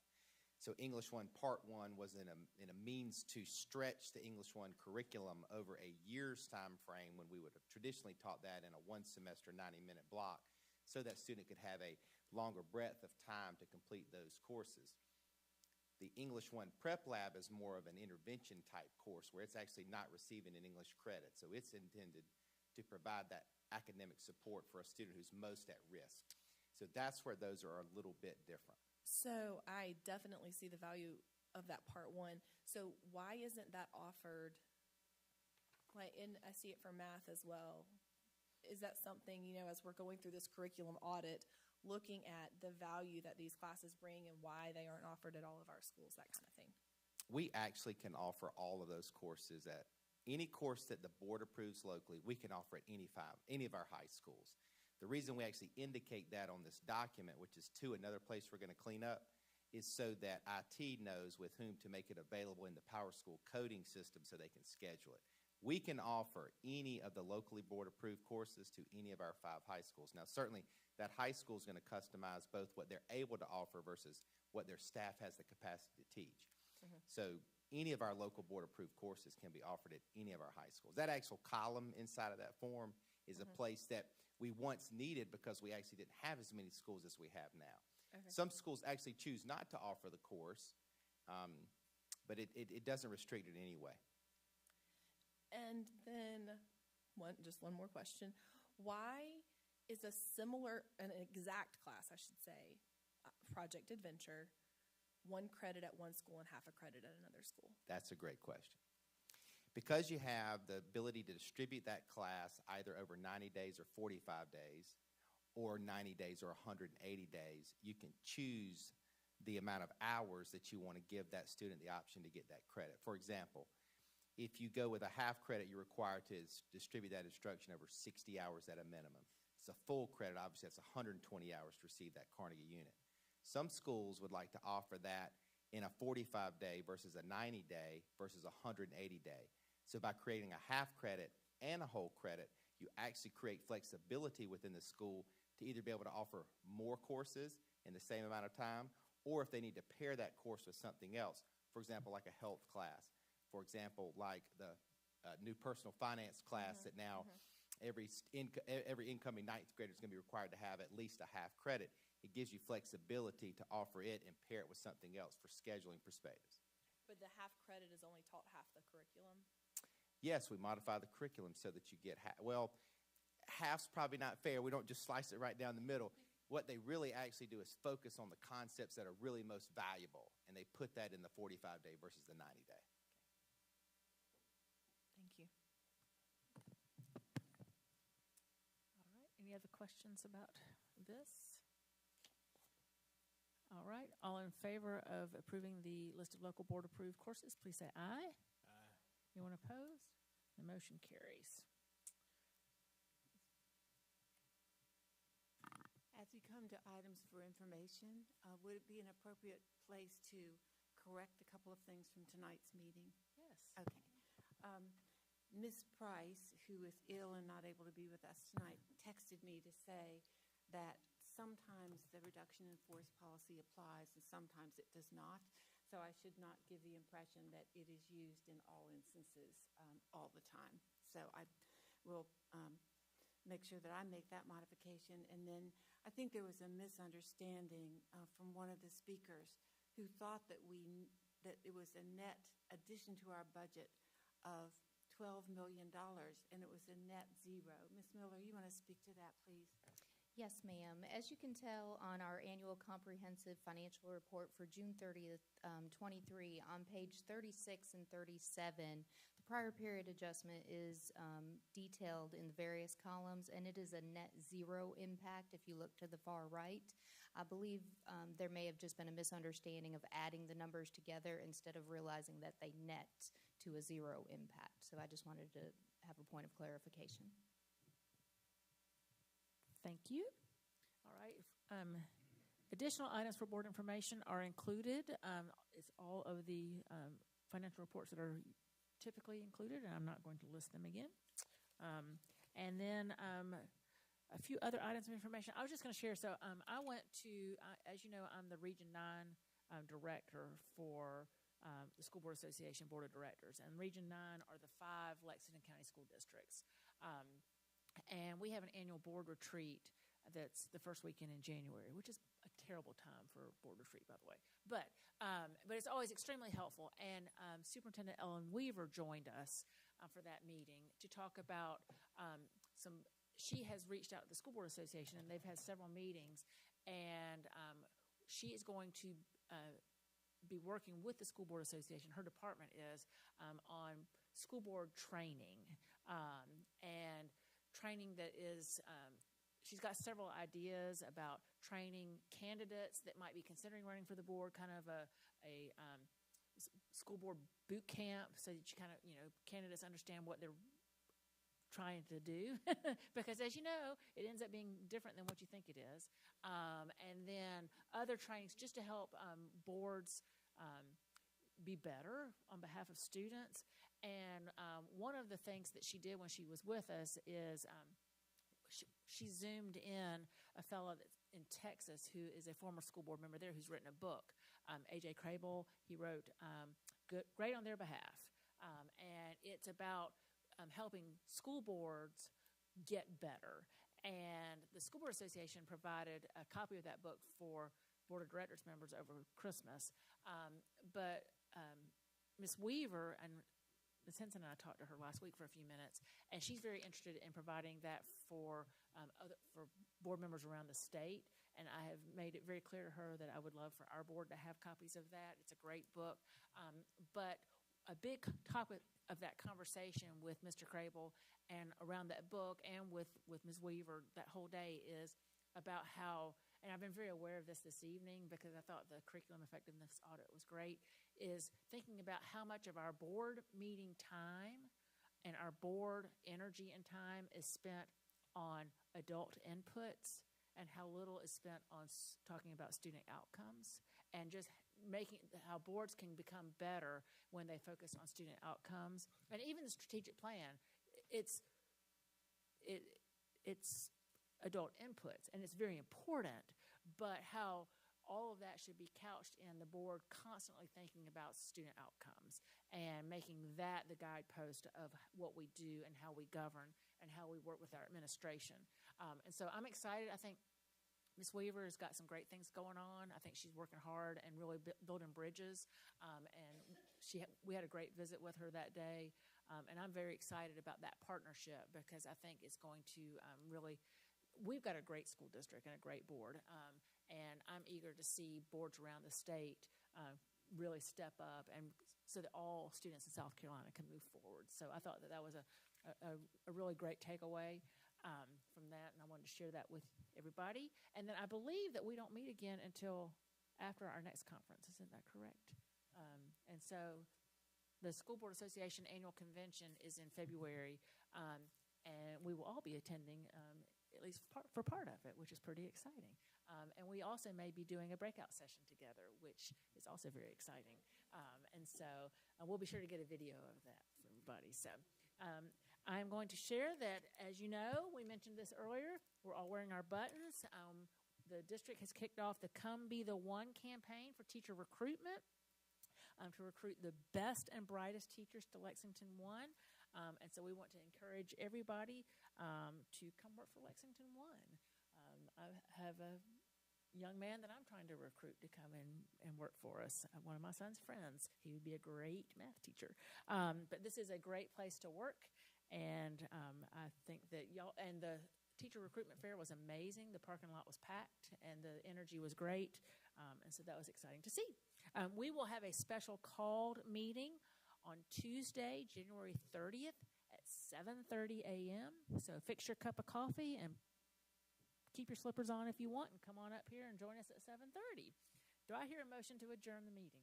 Madam Chair, before we adjourn, I'd like to take a point of privilege to share some words of wisdom. And this is so true for all of us. Some people are like clouds. When they disappear, it's a beautiful day. With that, I move we adjourn.